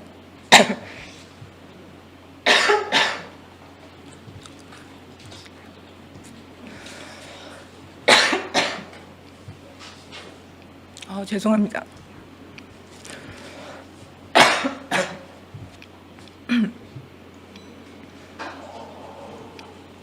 목이 많이, 마스크를 쓰고 이게 발표를 하다 보니까 목이 많이 막히네요. 그래서 운송사업자들을 기반으로 했을 때 모빌리티 서비스 공급자들을 통해서 서비스를 공급할 수 있게 해주고, 이렇게 공급되어 있는 서비스가 다시 공급된 서비스를 기반으로 해서 정보가 제공됐을 때 다시 이 정보를 기반으로 해서 운송사업자나 기반 인프라 제공자들이 또 다른 서비스를 생산할 수 있는 그런 구조로 가게 되어 있습니다. 그래서 보시는 것처럼 이용자와 운송사업자, 공급자 간에 어떤 역학관계를 가지고 있냐면, 승객은 자기가 이용하고자 하는 내용에 대해서 서비스를 요구를 할 거고요. 그 다음에 운송사업자는 운송수단을 제공을 할 겁니다. 그리고 마스 공급자는 이러한 2가지의 제공과 요구 조건을 만족하는 사용자 서비스를 제공을 해주겠죠. 그래서 마스의 가치는 전반적으로 이렇게 데이터 기반의 어떤 서비스를 생산할 수 있는 체계가 만들어지는 거죠. 아까 레벨에 대해서 잠깐 설명을 하다가 제가 가장 중요한 마스 레벨 4는 지금 설명을 드리려고 잠시 띄워놨었어요. 그 이유가 뭐냐면, 지금 아마 여러분들이 대체적으로 알고 계신 마스 레벨은 레벨 3까지를 아마 이해를 하고 계실 거예요. 왜냐하면 우리는 여태까지 이용자의 최적화만을 고민하고 있기 때문에 마스 레벨 3까지만을 고민했다라면, 이제 사회적으로는 앞으로 나아가서 마스 레벨 4를 고민해야 되는 그런 단계입니다. 아까 전반적으로 전체적인 연계 체계를 봤을 때 이렇게 해서 이용자들이 실질적으로 조금 더 최적화되어 있는 경로를 이동하고 최적화된 인센티브를 받게 되면, 실질적으로 이 데이터를 가지고 무엇을 할 수 있게 되냐면, 사회적인 목표, 즉 예를 들면 지속 가능한 환경을 만들 수 있는 그러한 레벨까지 올라갈 수 있는 그런 거죠. 왜냐하면 이런 데이터에 기반하는 이런 내용들은 다시 지자체에서 그 내용들을 가지고 실질적으로 사회를 최적화시킬 수 있는 형태의 어떤 서비스를 할 수 있는 구조가 만들어집니다. 그래서 실질적으로 마스 레벨 3까지가 이용자 최적화를 위한 서비스였다면, 마스 레벨 4는 시스템 최적화를 위한 서비스다, 이렇게 이해하시면 되실 것 같고요. 이런 마스는 실질적으로 가장 궁극적으로 목표하는 건 이러한 마스 레벨 4를 궁극적으로 목표하고 있다, 이렇게 이해하시면 되실 것 같으세요. 그럼 마스 레벨을 가지고 조금 다른 관점에서 본다라면 아마 여러분들 왼쪽에 있는 그림을 많이 보셨을 것 같아요. 일반적으로 자율주행을 얘기할 때 이 그림을 많이 사용을 하는데요. 마스도 유사한 그림의 개념으로 본다라면요. 마스 레벨 3, 마스 레벨 0, 즉 아무 통합도 이루어지지 않고 어떠한 최적화도 이루어지지 않은 단계에서는 이용자의 인지 노력이 굉장히 많이 필요합니다. 즉 내가 어떤 경로를 가야 될지 어떤 수단을 타야 될지 모든 게 다 이용자의 몫이라면 저 마스 레벨 4를 얘기하는 레벨 5 단계까지 가게 됐을 때는 이용자는 실질적으로 나는 목적만 가지면 되는 거죠. 자기가 가고 싶고 어떻게 가야 되는지 어떤 루트로 어떤 요금이 최적화되어 있는지는 실질적으로 마스 플랫폼이 다 해결해 주겠다는 그런 개념입니다. 그래서 마스가 레벨이 올라가면 올라갈수록 실질적으로 이용자의 인지 노력, 그러니까 이용자가 모빌리티에 들여야 되는 노력들은 더 다운되는 그런 상황인 거죠. 그럼 마스가 그럼 과연 자동차 소유하고 어떤 관계가 있느냐? 아까 말씀드렸잖아요. 스마트 모빌리티라는 거의 핵심 내용 중에 하나가 뭐냐면 소유권이 없는 것. 즉 자동차 소유권이 배제되어 있는 상황에서도 내가 가고자 하는 어느 경로로도 이용할 수 있는 그런 게 마스라고 했을 때는 변천 과정의 오른쪽 그림에서 보시면 좀 이해가 되실 것 같으세요. 아무 통합이 이루어지지 않은 단계에서 어떤 데이터를 가지고 통합이 되는 단계면 거기서부터 일어나는 새로운 서비스의 운송수단들이 생깁니다. 그리고 이렇게 새로 생겨난 운송수단들이 여기 자율주행 기술까지 같이 접목이 된다라고 했을 때 이 오른쪽에 보시면 실질적으로 가장 마스의 최고 레벨은 자율주행차와 여러 가지 단계가 풀리 다 커넥티드 되어 있는 그런 상황이면 실질적으로 이제 마스의 최종 단계까지 가는 거고요. 이 시기가 되면 실질적으로 사람들의 자가용 소유에 대한 욕심들은 거의 사라지게 되는 거죠. 그래서 마스와 자동차 소유의 관계에 대한 변전사는 이 그림에서 보시는 것처럼 실질적으로 자율주행과 뗄래야 뗄 수 없는 관계에 있다 이렇게 이해하시면 되실 것 같으세요.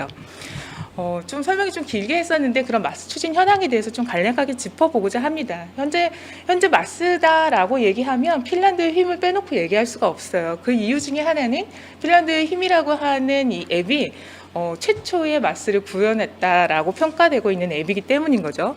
왼쪽에 보시는 것처럼 핀란드 힘이라고 하는 이런 이용 앱은 한 3가지 정도의 타입의 요금 체계를 가지고 있습니다. 내가 갈 때마다 지금처럼 요금을 내는 형태, 즉 정보를 마스 앱을 통해서 전체적인 경로를 확인을 하지만 요금 지불은 갈 때마다 앱에서 자동으로 빠져나가는 그런 형태가 되겠고요. 두 번째 형태는 어떤 구독 서비스, 즉 우리가 패키지 요금이라고 하는 건데요. 이런 패키지 요금을 가지고 사용할 수 있는 어떤 옵셔널한 기능이 부과되어 있는 패키지가 있는 거죠. 이 패키지 요금에 보시게 되면 대중교통은 무제한 이용할 수 있고 자전거는 30분 무료를 이용할 수 있고 택시는 반경 5km 이내 이용 시에는 10유로 한 번 탈 때마다 10유로씩만 내도 되는 그러한 형태의 요금 체계입니다. 그리고 마지막은 아예 제한이 없는 그런 요금 체계인데요. 이 마지막 요금 체계를 이용을 할 경우에는 렌트카든 아니면 자가용 같은 경우도 공유차를 내가 원할 때 아무 때나 사용할 수 있는 그런 형태인 거죠. 그래서 이런 형태를 가지고 지금 전반적으로 휘미 서비스를 하고 있는데 전 세계적으로 이 휘미라고 하는 서비스가 늘어나고 있는 추세에 있습니다. 그럼 이런 핀란드의 휘미의 이용 효과를 보시게 되면 많은 노력들이 이루어졌어요. 전반적으로 대중교통 이용자의 48% 대중교통 이용을 했던 사람들의 교통수단 이용 현황에 대한 비율 분포를 봤을 때 그 힘을 이용하기 전에 사람들의 대중교통 이용률이 48%였다면 이 힘을 이용하면서 74%까지 올라갔고요. 택시 이용자의 이용률도 이렇게 올라가 있는 그런 걸 보실 수 있으실 거예요. 그리고 이러한 내용들을 가지고 이제 휘미 생각하고 있는 내용들은 2030년에 갔을 때에는 실질적으로 이 휘미라고 하는 마스 앱을 통해서 차량의 97%는 감소시킬 수 있을 거고 이를 통해 공공주차장의 95%도 감소시킬 수 있을 거다라고 목표를 삼고 있습니다.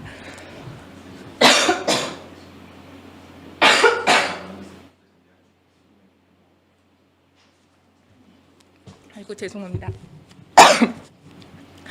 그래서 주요 마스 서비스 동향에 대해서 이제 보시게 되면 핀란드, 스웨덴, 독일, 오스트리아, 싱가포르, 이탈리아, 영국 등에서 이렇게 활발하게 이루어지고 있는데 아마 제가 지금 말씀드린 모든 대부분의 도시들이 유럽 국가들에 한정되어 있는 도시 규모다 이렇게 이해하시면 되실 것 같으세요. 왜 유럽에서만 마스가 이렇게 잘 되어 있을까?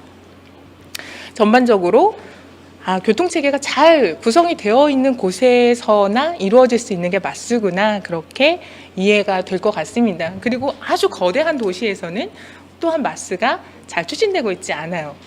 미국 같은 경우에는 오히려 이런 교통체계가 잘 이루어지지 않고 있기 때문에 자가용이 없으면 사실 이동할 수 없는 그런 구조를 가지고 있거든요. 그래서 마스라고 하는 녀석들은 실질적으로 해당하는 도시 국가의 어떤 특성에 따라서 추진할 수 있는 여건에 따라서 각자 특색 있는 마스를 추진해야 되는 그런 게 현실입니다.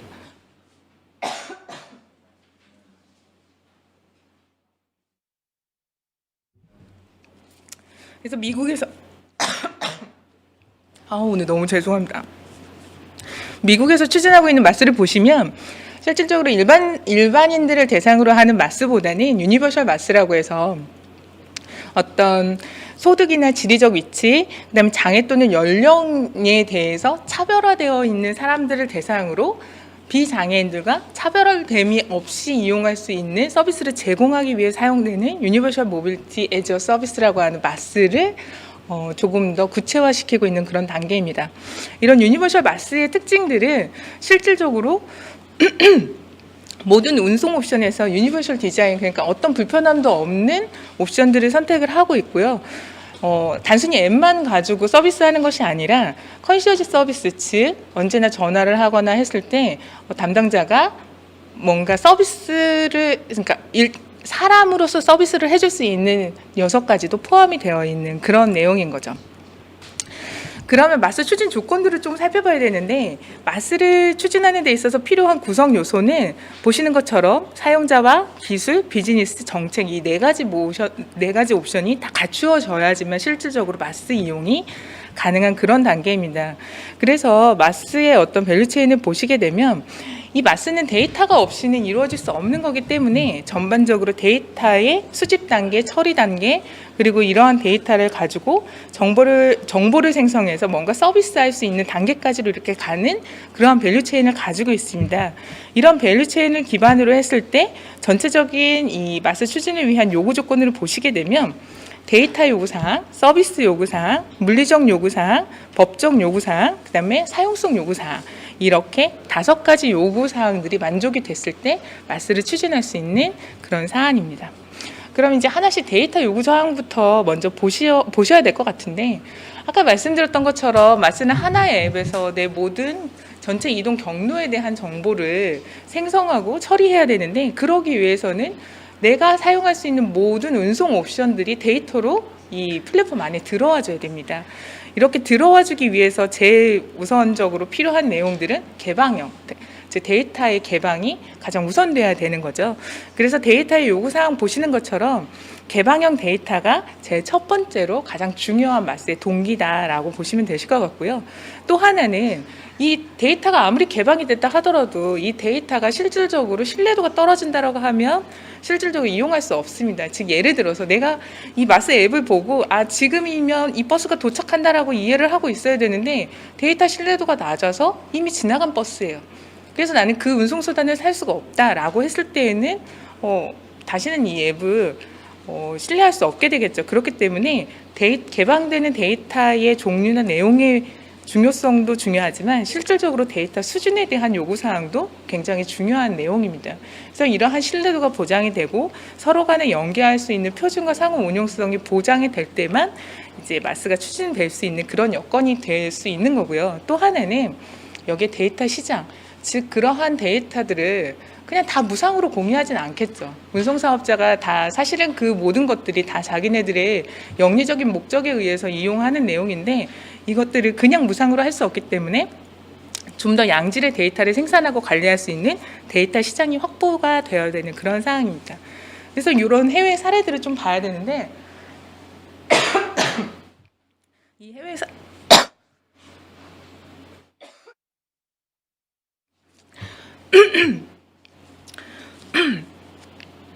해외에서는 이런 데이터를 수집하고 처리하기 위해서 마이데이터라고 하는 서비스를 추진을 하고 있습니다. 왼쪽에서 보시는 것처럼 즉 마이데이터다. 그럼 뭐냐면 개인이 자기가 생활하는 데 있어서 생산되는 모든 데이터를 나의 한정해서 서비스한다라고 해야 될까요? 관리할 수 있는 체계를 가지고 있는 거죠. 그래서 왼쪽 아래 그림에서 보시게 되면 기존에 어떻게 데이터를 수집한다 그랬을 때는 각각의 AP별로 이렇게 각각 수집할 수 있는 어떠한 그 데이터를 수집할 수 있는 어느 집단이 있었고 그 해당하는 집단에 액세스해야지만 데이터를 수집할 수 있는 그런 관계였다면 이게 조금 더 나아가서 중앙 집중식으로 누군가가 즉 우리 예를 들어서 구글이든지 네이버 같은 데에서 그 데이터를 모아서 서비스할 수 있는 이런 체계로 갔다라고 하면 이제 마이데이터다 그러면 이제 개인의 정보를 개인 단위로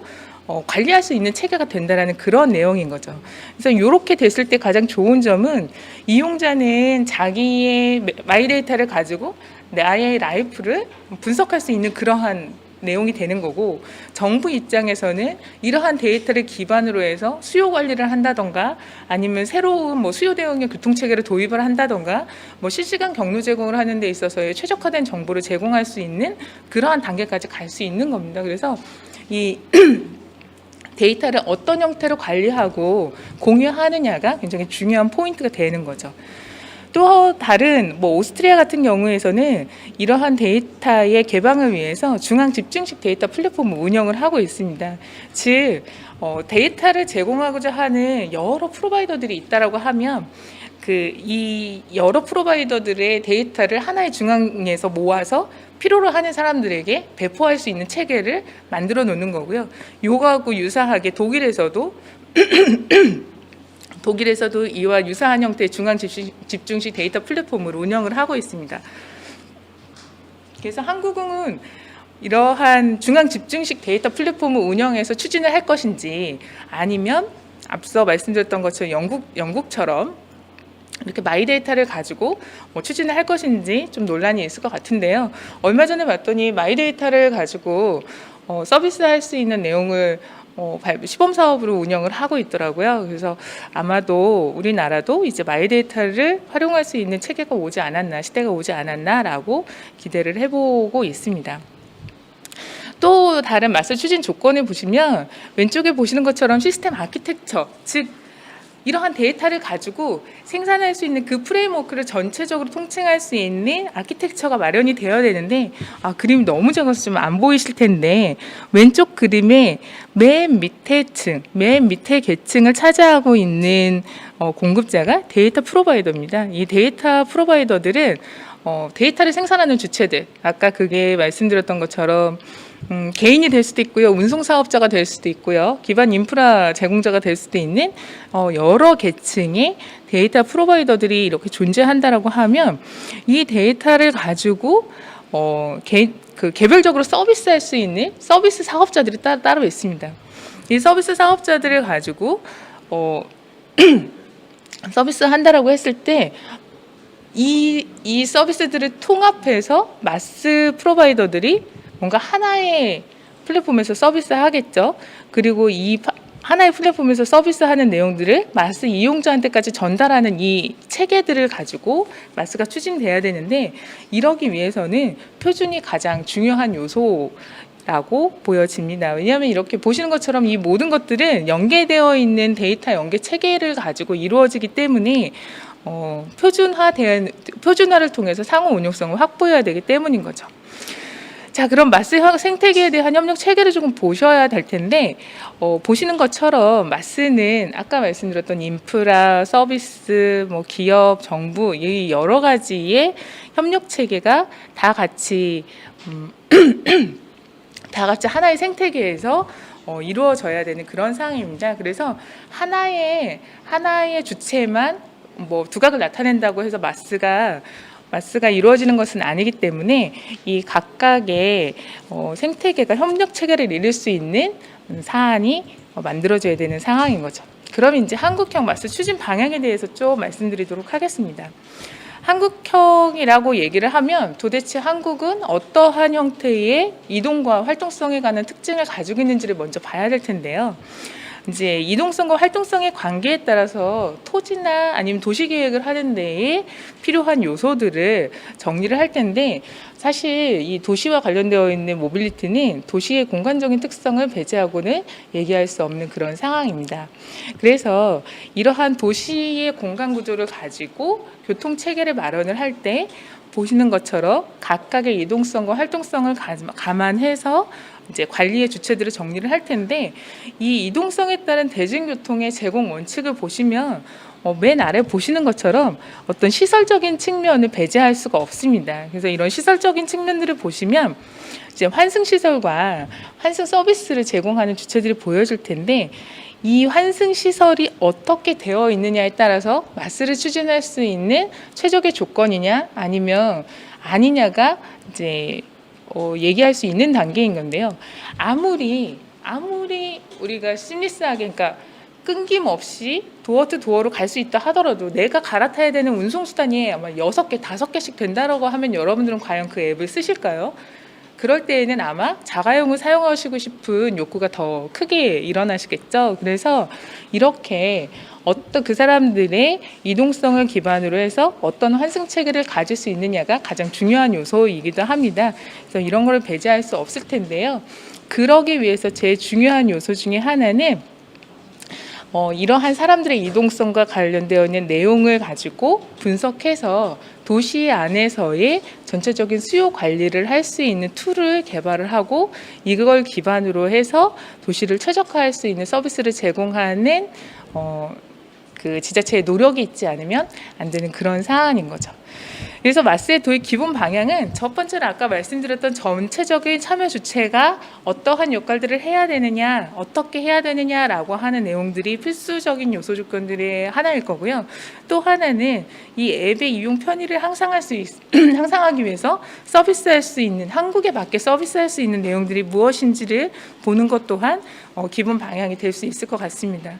또 하나는 그럼 교통 서비스, 지금에 있는 교통 서비스가 어느 정도 수준이고, 이게 자율주행차나 아니면 AI, 빅데이터 기반들이 들어왔을 때 새롭게 서비스할 수 있는 녀석들이 무엇인지를 바라보고 이 내용들이 포함되도록 하는 것이 또 하나의 추진 방향 중에 하나가 될 수 있을 것 같습니다. 그래서 한국에 맞는 서비스를 제공하는 게 결론적으로 가장 중요하다고 얘기할 수 있겠죠. 그래서 각각의 지자체나 민간교통 플랫폼 사업자들이 어떤 역할들을 해야 될 것인지를 조금 나눠서 각각의 주체별 역할들을 제시해드리면 보시는 내용과 같습니다. 이렇게 각각의 주체별로 역할을 나누어 있지만 실질적으로는 각각의 계층별로 혹은 각각의 서비스 이용자별로 연계되는 내용을 하나의 서비스로 제공할 수 있게 이거를 통합하는 구조의 마스 사업자가 생겨나야겠죠.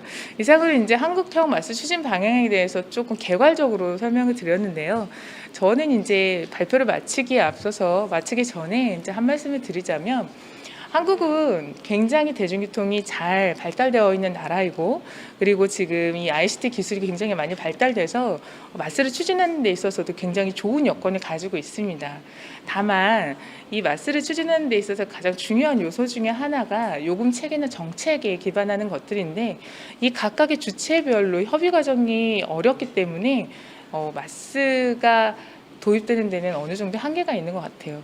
그래서 이러한 한계 극복을 위해서는 조금 더 모두 다가 같이 어떤 거버넌스를 만들고 그 거버넌스에서 같이 논의할 수 있는 장을 만드는 것도 굉장히 중요한 요소라고 생각합니다.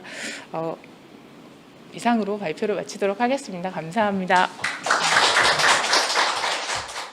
네, 선생님 말씀 수고 많으셨습니다. 역시 굉장히 체계적이고 또 풍부한 지식과 또 정보, 그리고 나아가서는 지혜까지 담은 아주 훌륭한 발표였다고 생각하는데요.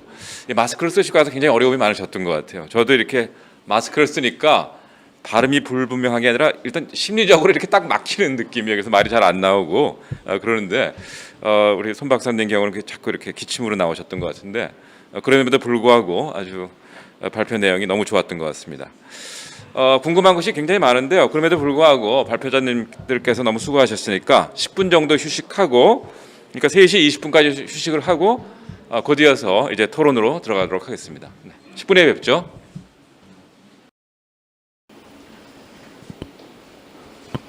네, 그럼 이제 지금부터 그 두 분 전문가님들의 그 풍부한 발표, 거기에 담아 있는 여러 가지 지혜, 또 그런 것과 연관된 여러 지금 이 방송을 듣고 계시는 여러분들의 질문 이런 걸 받아서 또 한번 우리가 좀 깊이 있는 논의를 해보도록 하겠습니다.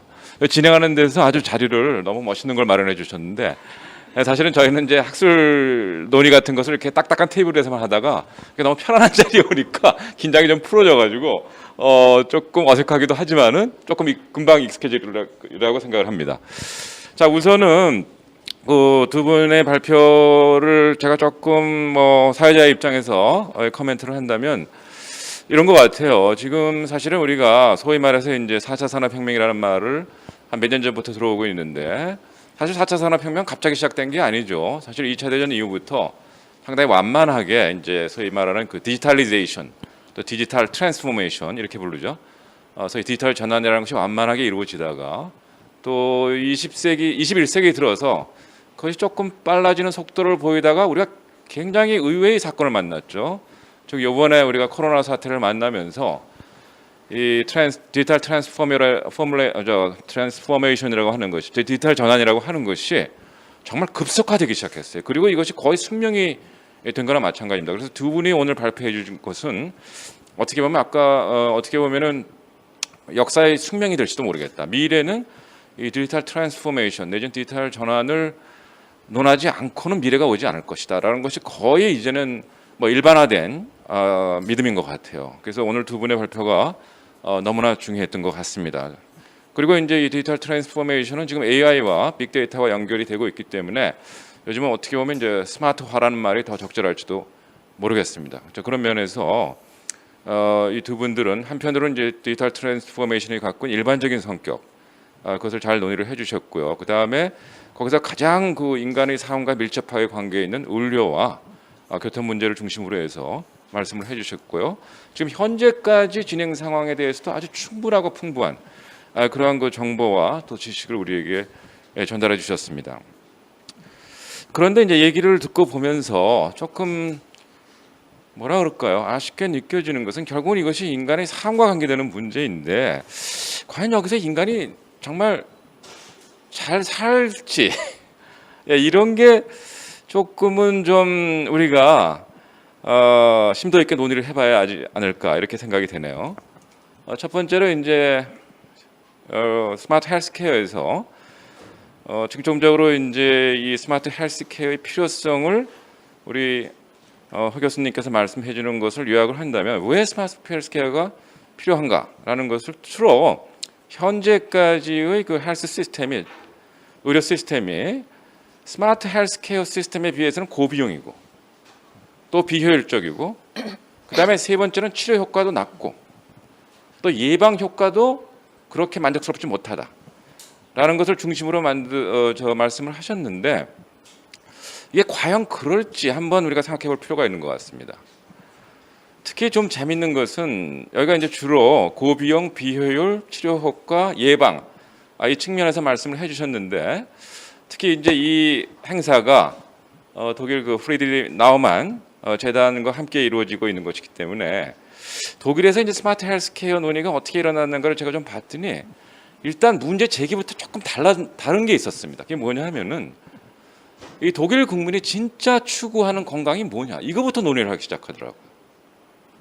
그러니까 지금 우리가 이 스마트 헬스케어를 한국에 도입하면서 어떤 건강이라는 개념을 갖고 이걸 추구를 하는가 정말 수명을 연장하기 위한 것인지 또 그래서 우리가 단지 수명을 연장하는 것으로부터 만족을 하고 또 심지어는 나아가서 심지어는 이런 얘기도 하죠. 트랜스 휴머니스트 같은 사람들은 우리는 이제 죽음을 제거할 수 있다. 현대 기술을 통해서. 그래서 영생을 살 수 있다.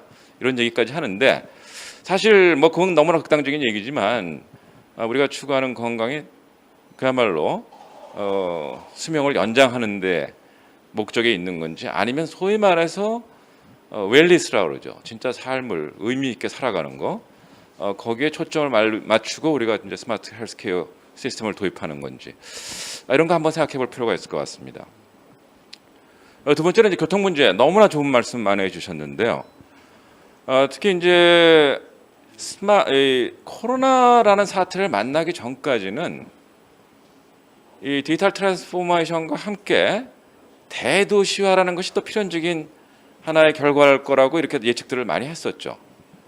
근데 요즘은 이게 조금 회의가 일어나고 있는 것 같아요. 왜냐하면은 앞으로 이제 대규모 감염병이라고 하는 것이 어쩌면 계속 반복해서 우리한테 올지도 모른다는 고려가 있음으로 해서 특히 유럽을 중심으로 해서는 뭐 유럽은 이미 대도시는 아니지만 도시화에 대한 회의가 좀 일어나고 있습니다. 그래서 지금 우리가 논의하고 있는 그 스마트 모빌리티 시스템 같은 것이 대도시화를 기반하고 있는 것이 과연 미래로 나가는 현명한 길일까 하는 것도 우리가 좀 생각해 볼 필요가 있는 것 같고요.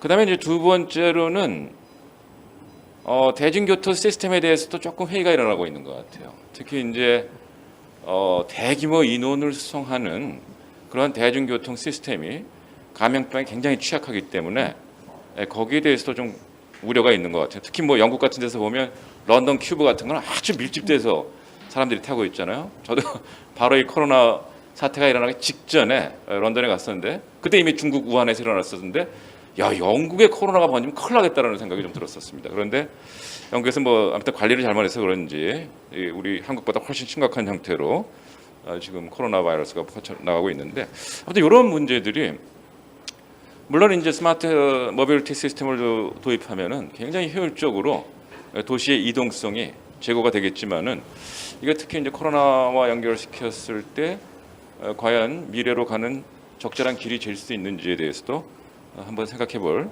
필요가 있을 것 같습니다. 그래서 제가 뭐 두 분의 전문가님들의 너무나 훌륭한 발표에 대해서 뭐 코멘트를 한다면 이 정도로 하겠고요.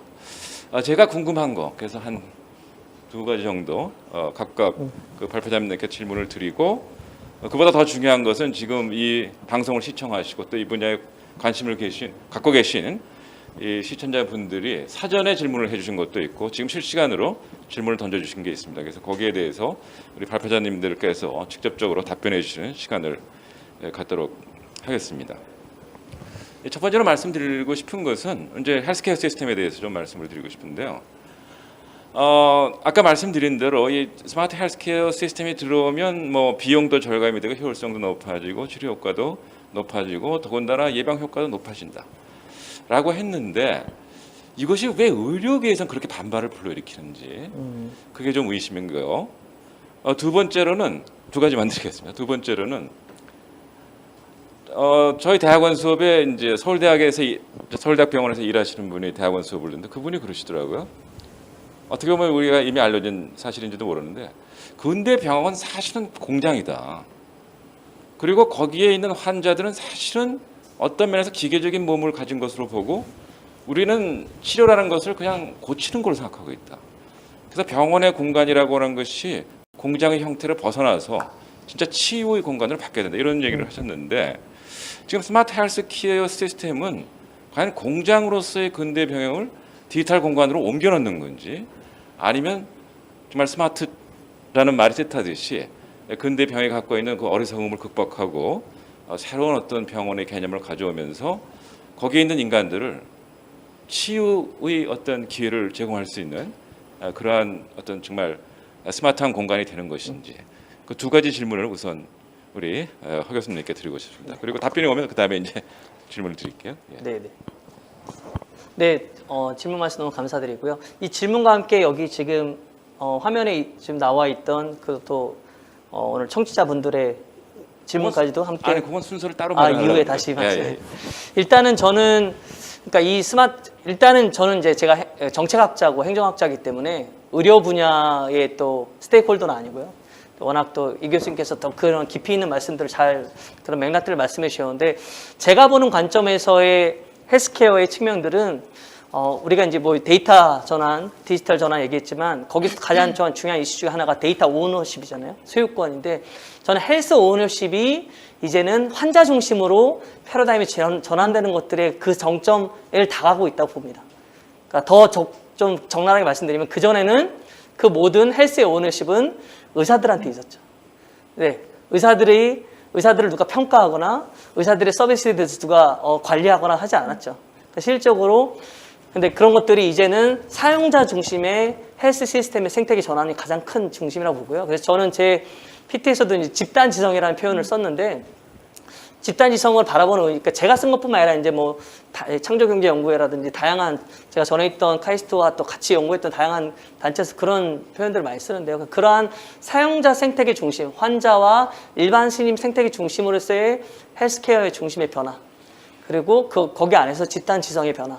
그래서 데이터 오너십을 헬스 오너십으로. 근데 그 헬스는 일리스의 의료뿐만 아니라 웰리스의 그러한 웰빙의 오너십의 변화까지도 우리가 그것들을 다 바라보고 있다는 측면이, 그게 가장 중요한 측면이 하나라고 볼 수 있고요. 그런 측면들이 뭐 다양한 질문들도 제가 봤는데, 그런 측면에서 우리가 절대 간과하지 말아야 될 중요한 의미 중에 하나라고 말씀드리고 싶습니다. 그다음에 병원 공간의 구조가 지금 공장 구조처럼 되어 있는데, 네네. 그것이 스마트 헬스케어가 도입됐을 때 그러한 문제점이 극복이 될 수 있을지.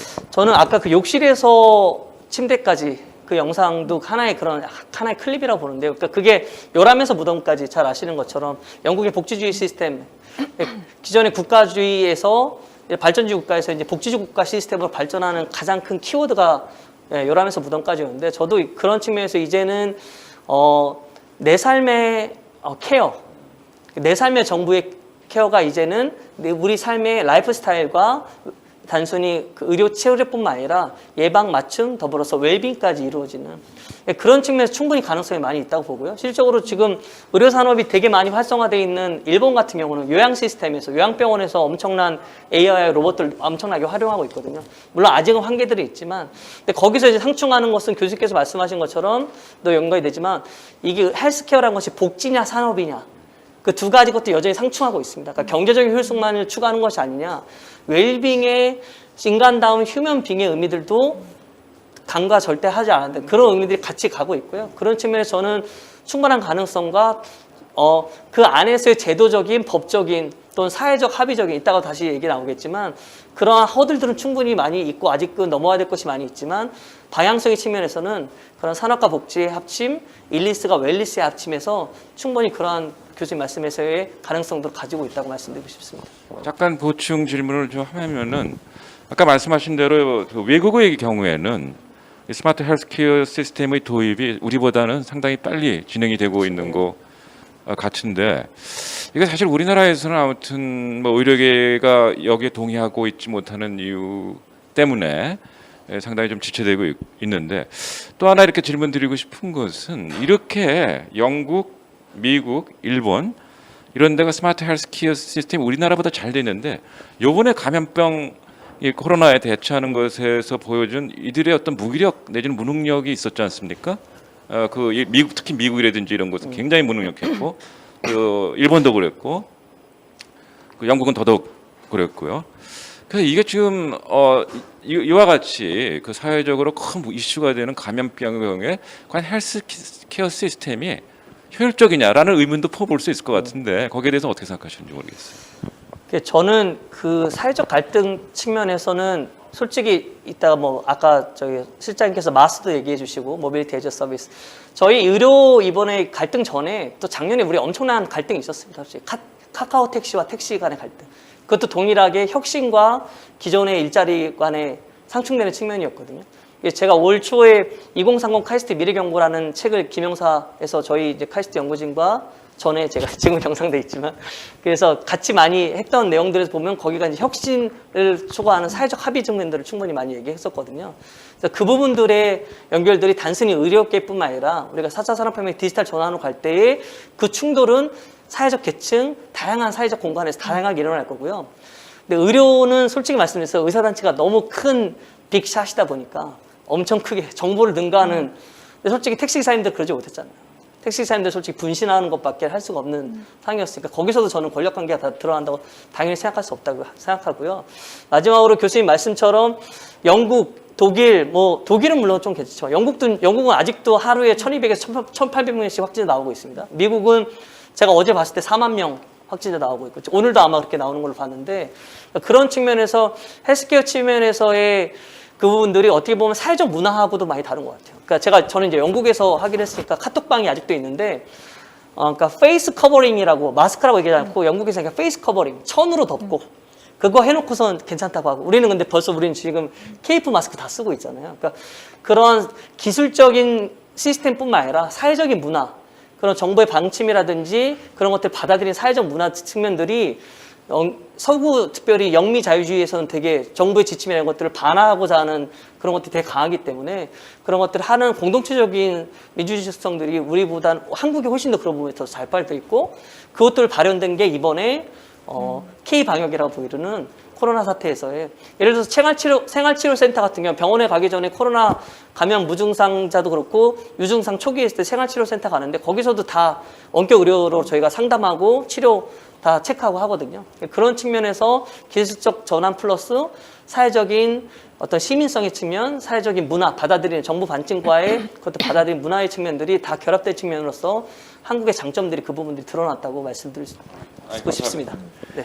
자, 그럼 이제 손 박사님께 좀 질문을 드릴 텐데 아까 첫 번째는 제가 코멘트에서 잠깐 말씀드린 것처럼 지금 대도시화가 지금 조금 우려의 어떤 그 목소리를 갖고 있는 대도시화에 대해서 그래서 이제 대도시화가 다시 이제 지방화의 방향으로 뭐 혹시 흘러간다면 지금 말씀하신 그 소위 마스 같은 것들이 어떤 식으로 조금 개념 조정이 필요하지 않을까 그런 걸 좀 질문 드려보고 싶고요. 두 번째로는 아까 굉장히 중요한 문제를 제기해 주셨는데 사실은 이제 이거는 뭐 두 분에게 다 해당되는 것이라고 볼 수도 있는데 지금 이 디지털 트랜스포메이션을 산업과 시장 위주로 했을 때 이 플랫폼이 갖고 있는 속성이 있죠. 소위 말하는 네트워크 효과라는 것을 가지고 있기 때문에 굉장히 독점화 현상을 보이지 않습니까?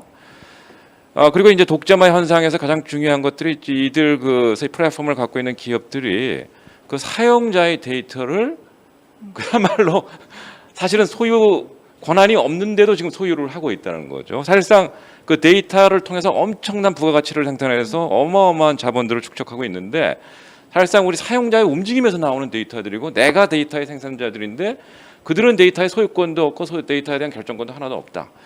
그런 비판이 되고 있는데 그런 의미에서 이제 마이 데이터라고 하는 그 새로운 개념과 그걸 중심으로 하는 운동이 사실은 어떻게 보면 이제 미래에 굉장히 중요한 이슈가 될 수도 있을 것 같은데 이 마이 데이터 문제하고 이 소위 마스 시스템하고 여러 가지 이제 중앙 집중식 데이터 관리도 있고 뭐 산업 기업체 위주의 데이터 관리도 있는데 우리 선방사님이 보시기에 이 마스가 공공성과 또 개인의 복리 이런 걸 갖는다면 이 데이터 관리를 어느 방식으로 하는 것이 좋을지 그거 좀 말씀해 주시면 좋겠습니다. 네. 굉장히 심도 있는 질문을 해주셔서 너무 감사합니다.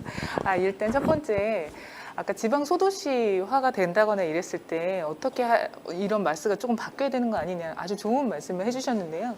사실 지금의 마스는 연계에 대한 통합과 연계에 대한 관점이라면 이젠 수요 대응형으로 가야 되는 관점으로 넘어가야 되는 그런 상황입니다. 즉 그렇게 교통체계가 제대로 갖춰져 있지는 않은 도시에서는 실질적으로 대중교통 체계가 뭐 제대로 갖춰져 있지가 않습니다. 이럴 때에는 이용자들의 수요에 반응해서 뭐 차량의 사이즈라든가 노선이라든가 이런 거를 그때그때 실시간으로 연계해서 정리를 해줄 수 있는 형태의 교통 서비스를 수요 대응형 서비스라고 얘기를 하는데 이런 수요 대응형 서비스가 실질적으로 마스가 활성화되면 활성화될수록 조금 더 고신뢰성 있고 고도화된 서비스를 해줄 수가 있는 거죠. 그 사람들의 모든 수요나 이런 게 플랫폼을 통해서 들어오고 그 사람들에 대한 데이터가 언제나 이제 최적화시킬 수 있는 형태가 된다라고 하면 수요 대응형 서비스가 이제 고도화될 수 있어서 사실상 지금 이런 코로나 시대나 이런 걸 봤을 때에는 마스가 활성화되는 게 조금 더 효과적일 수 있었다라고 보여집니다. 이거는 조금 더 반대급부의 얘기인데 아까 이제 말씀하셨는데. 실질적으로는 핀란드 같은 경우에서는 마이데이터법을 아예 개정을 했어요. 그렇게 해서 데이터의 주체가 나고 나의 주체가 가진 내 데이터를 누군가가 활용을 하려면 내 동의 없이는 활용을 할 수 없는데 그로 인해서 내 데이터를 사용함으로 인해서 얻어지는 인센티브가 저한테도 있어야 되잖아요. 그죠? 그러한 체계들을 만들어 놓은 데 비해서 한국은 아직 마이데이터까지는 안 갔죠. 제3법을 통과를 시켜서 공공적인 측면에서는 활용할 수 있다라고만 되어 있지 내가 그 어떤 타인의 개인의 주체적인 데이터를 가지고 활용을 했을 때 실질적으로 그 사람한테 주는 인센티브가 없단 말이죠. 그래서 이제 한국도 점점 더 마이데이터 쪽으로 가야 되지 않은가. 왜냐하면 모빌리티라고 하는 게 결국에는 개인의 어떤 위치를 노출하는 아주 극단적으로 얘기를 하면 굉장히 위험한 정보예요. 실질적으로는 굉장히 위험한 정보인데 이게 아무렇지도 않게 사용이 될 수 있다라고 하면 큰 문제, 범죄까지도 갈 수 있는 큰 문제가 있을 수 있기 때문에 전반적으로는 마이 데이터를 해서 뭐 정확하게 개인정보나 이런 것들을 관리할 수 있는 체계로 가야 된다고 생각을 하고요. 만약에 실질적으로 기존에 이런 데이터가 있었더라면 지금 사실 확진자들이 이렇게 동선을 조사하기 위한 이러한 많은 노력들이 실질적으로는 조금 감소가 됐을 거라고 여겨집니다. 사람들의 모빌리티 데이터를, 그러니까 익명성과 이제 무기명이라고 해야 될까? 좀 다른 얘기긴 한데요. 그 사람이 정확하게 누군지를 빅브라더는 알 수도 있겠으나 공공적인 측면에서만 사용을 한다면 사실은 확진자의 동선이나 이런 것도 확인을 했을 때에는 조금 더 완벽한 방역 체계를 가질 수 있었을 텐데 좀 어려웠던 게 사실이죠. 그래서 이러한 데이터법이랑 활용하는 측면을 조금 더 체계화해서 조금 더 나은 서비스를 할 수 있는 체계가 마련이 돼야 될 거라고 여겨집니다. 네, 감사합니다. 제가 아주 궁금한 아주 지엽적인 질문이 있는데요. 예컨대 이제 앞으로 미래의 그 교통수단으로서 플라잉 모빌리티 같은 거 말씀하잖아요. 거기에 대해서 어떻게 생각하는지 궁금하고요. 두 번째로는 우리나라처럼 우리나라 이제 민족성이 배달의 민족이 됐잖아요. 이제 그러다 보니까 사실은 이 라이더들이 가지고 있는 교통에서의 문제점들이 있잖아요. 이분들의 안전도 굉장히 위험하고 또 그걸 통해서 그 사람들의 안전이 위협받으니까 사실 운전하는 사람들도 위험하고 그래서 이 라이더들을 위한 교통 체계의 어떤 변화 같은 거 좀 필요하지 않느냐. 우리가 어차피 다 배달을 시켜 먹고 사니까 뭐 그런 것도 간략하게 뭐 답변해 줄 수 있으면 답변해 주시면 좋겠습니다. 갑자기 배달의 민족 하니까 이제 게르만족이 생각이 나는데요. 사실 이렇게 보시면 어떠세요? 해외에 만약 베트남에 가셨을 때 그 엄청난 그 오토바이들이 안전사고의 문제가 굉장히 많잖아요. 근데 한국 같은 경우에는 지금은 여태까지는 없었다가 이제 늘어나고 있는 추세인데 이것들을 조금 더 활용이 되려면 이분들을 위한 안전장치나 내비게이션, 기타 등등의 안전장치가 필요하다고 보여지고요. 또 하나는 모빌리티에 대한 사실은 그 배달이 원거리를 하는 게 아니라 단거리잖아요. 이 단거리를 위한 PM들이 많이 등장을 하고 있습니다. 그러면 실질적으로 지금은 이제 오토바이라고 하는 불안전하고 좀 위험한 녀석의 모빌리티가 이용이 되고 있다라고 하면 이제는 약간 자율주행화되어 있고 세그웨이가 좀 더 안전성이 추가되어 있는 녀석들로 모빌리티가 수단의 전환이 일어나고 거기에 이제 그들이 이용할 수 있는 루트를 개선해 줄 수 있는 내비게이션 같은 그 서비스가 이루어진다면 조금 더 안전하게 활용이 될 수 있지 않을까. 그리고 많은 부분들이 로봇으로 많이 가지 않을까라는 생각을 합니다. 예. 그리고 플라잉 모빌리티 예스 원 노로만 한번 지금 사실은 플라잉 모빌리티에 대한 굉장히 많은 생각들을 하고 있어요. 공중으로 다녔을 때. 근데 아직은 안전성이나 이런 부분들 때문에 조금 어려운데 2020년 CES에서 현대자동차가 그 플라잉카를 내보이면서 새로운 모빌리티가 그쪽이 아니냐라고 하는 부분들이 있어서 긍정적으로 사실은 보고 있습니다. 두바이에서는 하고 있지 않나요? 택시 플라잉 드론 드론으로, 택시로 예, 이미 시범 사업을 진행하고 있는 걸로. 아직까지는 다들 대부분 시범 사업이고 실증이고 이렇죠. 이거들 실질적인 사용성 서비스는 아니라서.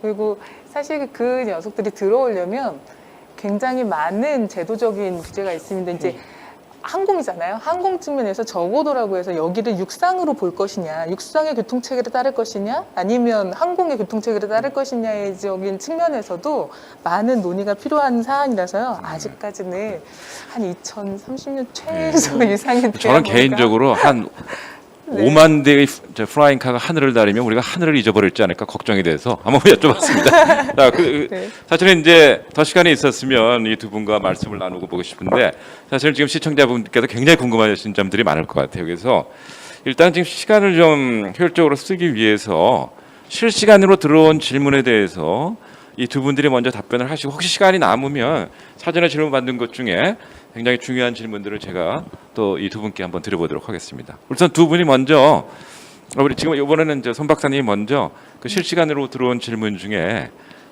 뭐 답변을 해주셨으면 좋겠는데요. 예. 네네. 지금 보이시나요? 네네. 네. 질문 주신 것 중에 제가 제일 관심 있어 하는 분야에 대해서 질문 주신 부분이 있으시네요. 질문을 한번 읽어주시는 네. 게 좋을 것 같아요. 노인 치매 환자분들은 결국 스마트 기기를 다룰 수 있거나 도와주는 사람이 있어야 될 텐데 쉽게 접근할 수 있는 방안이나 다른 대안이 있을까요? 라고 말씀하셨는데 한국이 굉장히 잘 되어 있는 제도라고 해야 될까요?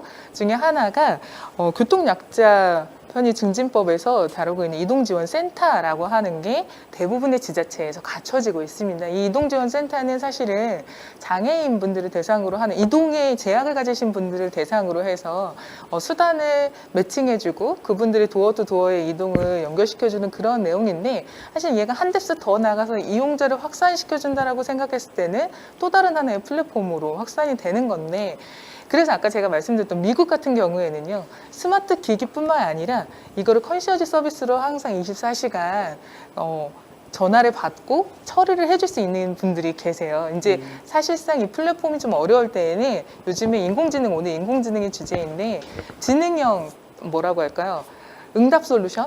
이게 굉장히 어려운 얘기긴 한데 이분들의 어눌한 말이라도 듣고 이분이 무엇을 원하는지 로봇이 대체해서 대답을 해줄 수 있고 여기에 그 플랫폼하고 연결해서 그분들의 도어투도어를 책임질 수 있는 매칭이 이루어진다면 이분들한테도 그런 서비스를 할 수 있는 그런 상황이 될 것 같아요. 그래서 지금은 조금 앞서가는 얘기긴 했지만 이런 컨시어지 서비스하고 플랫폼과 같이 병행해서 유니버셜 마스가 이루어지는 단계가 실질적으로는 조금 한국에서 제일 필요한 서비스이지 않나라는 생각이 듭니다. 네, 감사합니다. 다음 허 교수님. 네네.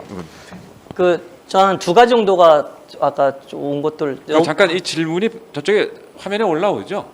굳이 읽을 필요 없나요? 네, 그럼 첫 번째는 일단은 키오스크나 이런 것들 사용할 때, 그렇죠, 자동화기기 사용할 때 사용 방식이나 연령을 고려한 법이 필요할 것 같은데 뭐 이런 얘기를 해주셨는데 제가 한 1, 2년 전에 재밌는 기사를 봤었는데 40대 아빠는 햄버거를 살 수 없었다 라는 기사였어요. 혹시 햄버거 잘 사시나요? 네. 요즘 뭐 영화 티켓도 없게, 왜냐하면 키오스크였어요. 그러니까 그분의 기사를 보면 40대 후반인데 이분도 얼리 어댑터여가지고 열심히 그래도 기기를 잘 다루는 분인데 줄은 서 있고 뒷사람들이 있고 자기네 버튼을 누려서 해야 되는데 그걸 확인하지 못해서 딸아이에게 큰 실망을 줬다는, 그래서 자괴감이 들었다는 뭐 이런. 근데 그런 것들이 이제 저희가 근데 이것들이 지금 저희 스마트폰 같은 경우는 그 스크린 베이스드잖아요. 근데 앞으로는 이게 이제 보이스 베이스드로 많이 바뀔 겁니다. 지금도 많이들 하고 있고. 그래서 솔직히 이제 유튜브를 많이 좋아하시는 어르신들 같은 경우는 그런 이유도 있거든요. 이렇게 소리가 계속 나오니까. 저희가 이렇게 화면을 보고 클릭하고 하는 것들에 대해서는 되게 어려운데 그런 것들을 활성화할 수 있는 기술적인 전환들도 있을 것이고요. 더불어서 이제 이런 것들이 결국에는 디지털 리터러시, 그 디지털 갭 측면에서 그런 것들을 상쇄할 수 있는 교육적인 방법, 정책적인 방법, 그 법을 통해서, 여기서 이 질문자께서 법 얘기까지 하셨는데 법을 통해서 지원할 수 있는 방법. 그러니까 예를 들어서 요즘에 고속터미널이나 이렇게 터미널 가면 줄 서 있는 분들은 다 50대 이상의 분들이십니다. 왜냐하면 그 이자분들은 다 앱으로 다 이미 결제가 돼 있거든요.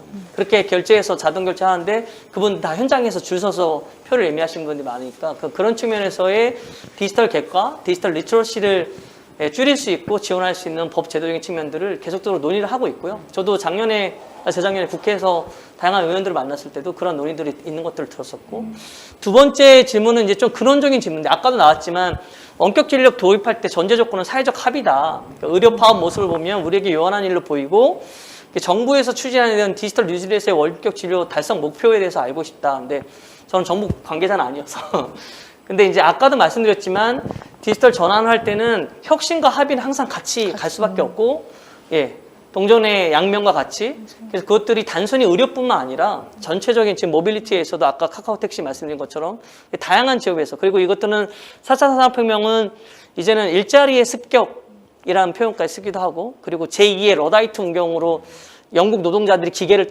깨러 부셨던 것처럼 도올 선생님 같은 경우는 제2의 러다이트 운동을 해야 된다까지 얘기가 나왔기 때문에 이건 단순히 의료 분야뿐만 아니라 전체적인 4차 산업혁명 시대 우리 사회의 다양한 직업군의 변화, 이런 사회적 양식이 변화했다는 부분들이 분명히 있고요. 의료 파업은 워낙 이쪽이 큰 스테이크홀더다 보니까 더 크게 부각된 부분들이 있는데 저는 전체적인 방향성으로는 당연히 그렇게 갈 거라고 보고요. 정책학에서는 경로 의존성이라는 말이 있습니다. Passive Dependency라서 저희는 그동안까지 그렇게 지향가 왔어요. 근데 그게 크리티컬 정처라는 중대한 전환점이 왔으면 확 바뀝니다. 코로나19가 그랬고요. 언택트 사회에서 저희가 이렇게 쓰고 실장님 되게 힘들어하시며 발표하시고 이런 것들이 얘는 7개월 전만 해도 상상하지 못했던 일들이잖아요. 앞으로 그런 것들이 중대한 전환점들로 계속 갈 거고요. 그래서 이러한 4차 산업혁명의 전환 측면에서 의료 측면에서 원격 진료랑 원격 전환도 그 부분도 갈 것이고 법적으로는 지금 의료법 34조가 원격 진료를 얘기를 하고 있어요. 그리고 지금 강원도 원주나 이런 쪽에서는 우리 부산이 제가 그 블록체인 특화 말씀한 것처럼 강원도가 의료 특화직으로 원격 진료 사업 시범 사업들을 하고 있는데 그런 측면에서의 방향성 측면들은 그리고 합의 측면들은 아까 말씀드린 대로 공급자 중심에서 수요자 중심으로 나아가는 디지털 전환 시대에서는 계속적으로 넘어갈 허들이고 그것들을 잘 정진해 나가는 그러한 합의들을 만들어 나가는 국회의원들, 정부 관계자들을 저희가 지원을 해드려야 된다. 그런 것들은 이제 미국이나 독일이나 영국들도 그 사회적 합의들을 계속 만들어 나가고 있거든요. 그래서 앞으로 우리가 나아갈 그 방향 속에서의 가장 큰 과제라고 말씀드릴 수 있겠습니다. 예, 그 부분이 정말 좀 아쉬운 것 같아요. 지금 우리 디지털 트랜스포메이션이 우리나라에서 굉장한 속도로 추진되고 있는데 사실은 전문가하고 정부 관료들이 중심이 되고 사실은 이것이 실적인 사용자들은 좀 이 합의 프로세스에서 좀 배제되고 있는 것이 아닌가 싶고요. 특히 이제 스마트 헬스케어 같은 경우에 아까 말씀하셨지만 권력의 이 균형이 좀 흐트러진 것 같아요. 그러니까 뭐 의료자 집단이라든지 정부 간에 그 있던 알력이 생기고 있고 사실은 환자들의 입장이 뭔지는 전혀 지금 논의가 안 되고 있는 것 같은데 이런 부분들 앞으로 우리가 해결해야 될 문제라고 생각을 합니다. 이제부터 또 이렇게 질문 들어온 거 중에 몇 가지 선택해서 두 분께 여쭤보고 싶은데요. 우리가 지금 스마트 시티만 얘기하다 보니까 사실은 우리가 정말 어떤 면에서는 관심을 안 갖고 있는 부분이 있는데 이 농촌의 문제입니다. 스마트 시티만 얘기하는데 스마트 칸츄리는 우리 얘기 못하는 거예요. 특히 농업에 대해서 질문해 주신 분들이 몇 분 계세요. 도대체 4차 산업을 통해 가지고 농촌이 어떻게 될 것이냐 이런 질문을 해주신 게 있고요. 또 AI가 농업에서 활용된 예 같은 거 말씀해 줄 수 있느냐 이런 말씀을 해주셨는데 두 분 중에 뭐 여기에 대해서 답변을 해주시면 좋겠습니다. 제가 있는 그 경상대가 경남의 거점 국립대인데요. 그 스마트팜 그죠? 융합 대학원이 최근에 설립이 돼서 국가로부터 많은 지원도 받고 경남도로부터도 많이. 그러니까 스마트팜이 그 농촌 지역에서의 가장 혁신적인 농촌 지역에서의 스마트 시티. 그러니까 시티라는 것들이 단순히 시티로 끝나는 게 아니라 타운적인 측면이기 때문에 커뮤니티까지 연결되고요. 스마트팜의 사례들을 되게 많이 그거 보실 수 있을 것 같고 뭐 요즘에 스마트팜의 중요한 사례 너무 많으니까요. 그래서 뭐 그런 것들이 단순히 도시로 끝나는 것이 아니라 스마트 도시는 스마트한 사람들만 사는 곳이냐 막 이렇게 얘기하시는 분들도 있던데 그런 것이 아니라 그 안에서 우리의 삶의 양식뿐만 아니라 그런 협력과 지원의 양식들도 도시를 넘어서 농촌과 도시 지역에 같이 갈 수 있고 더불어서 하나 더 사례는 스마트 도시 재생 사업들도 많이 있어요. 도시와 농촌을 연결시켜서 도시 재생을 할 때 스마트 기술들을 연결시켜서 도시 재생들이 여기도 도시가 들어가지만 그러니까 그런 도시뿐만 아니라 농촌의 재생들을 도시 도농 간의 협력의 도시 재생 사업들을 하고 있는 것들이 상당히 많이 있습니다. 그게 이제 국가균형발전위원회에서도 많이 하고 있는 것이고 이 정부뿐만 아니라 그전 정부에서도 많이 했고요. 그래서 그러한 스마트팜의 사례, 그다음에 스마트 도시 재생 사업의 사례 두 가지를 좀 관심 있게 보시면 좋겠다는 말씀을 드리고 싶습니다. 감사합니다. 그다음에 이제 교통에 대해서 여쭤볼 텐데 이런 질문이 들어왔습니다. 그러니까 자율 자동차가 실질적으로 상용화돼서 우리 실생활에서 활용될 시점이 언제냐라는 것이고요. 그것과 연관해가지고 이런 얘기가 있잖아요. 그 진짜 자율 자동차가 제대로 운행되려면은 인간의 운전을 금지시켜야 된다. 그래야 사고가 안 난다. 이런 얘기가 있거든요. 혹시 그런 얘기에 관해서 의견이 있으신지 묻고 싶고요. 그리고 실질적으로 무인 자동차가 실질적으로 효율적으로 운행되기 위해서는 스마트 도로들이 또 건설이 되는 이런 얘기 있는데 그럼 어떻게 생각하시는지 좀 답변해 주시면 감사하겠습니다. 네. 지금 자율차 관련해서 한국에서는 엄청난 연구를 진행 중에 있습니다. 그 19년이었던가요? 대통령 비전 선포식을 통해서 한국에서 2027년에 자율주행차 상용화를 추진하겠다 말씀하시면서 지금 1조 9천억이던가요? 그 정도 이상의 다부처 과제가 내년부터 7년까지 이제 그 기간 동안 자율주행차를 개발하는 연구까지 포함되어 있을 정도로 굉장히 지금 혁신적으로 추진되고 있는 단계인데 글쎄요, 얘의 상용화에 대해서 말씀을 드리자면 좀 많은 한계가 있을 것 같아요. 저희 사실은 연구자적인 입장에서는 기술적으로는 가능한데 그게 말씀하셨던 대로 자율차만 있을 때는 문제가 안 되지만 인간 운전자가 끼는 순간 이 정말 카오스가 되는 그런 상황입니다. 그래서 혼재 상황에 대한 연구가 계속 이루어지고는 있으나 과연 어떻게 될지는 아직은 다 시뮬레이션 말고는 해볼 수가 없어서요. 그 혼재기를 어떻게 넘길 것이냐가 좀 중요한 이슈이기도 합니다. 왜냐하면 아까 말씀하신 저희가 연구를 해봤을 때 자율주행 차의 퍼센트가 10% 정도일 때 하고 인간은 자율주행차 90%일 때 하고의 교통 체계 효율화 정도의 내용을 보면요. 어떨 것 같으세요, 교수님? 글쎄요, 자율주행차 90%가 훨씬 좋지 않나요? 훨씬 좋지만 90%라고 해도 20%의 인간 운전자 때문에 효율화가 깨지는 걸로 연구가 나옵니다. 그래서 이 혼재 상태에서 과연 효율적으로 운영하려면 어떻게 할 건가에 더 관심을 갖죠.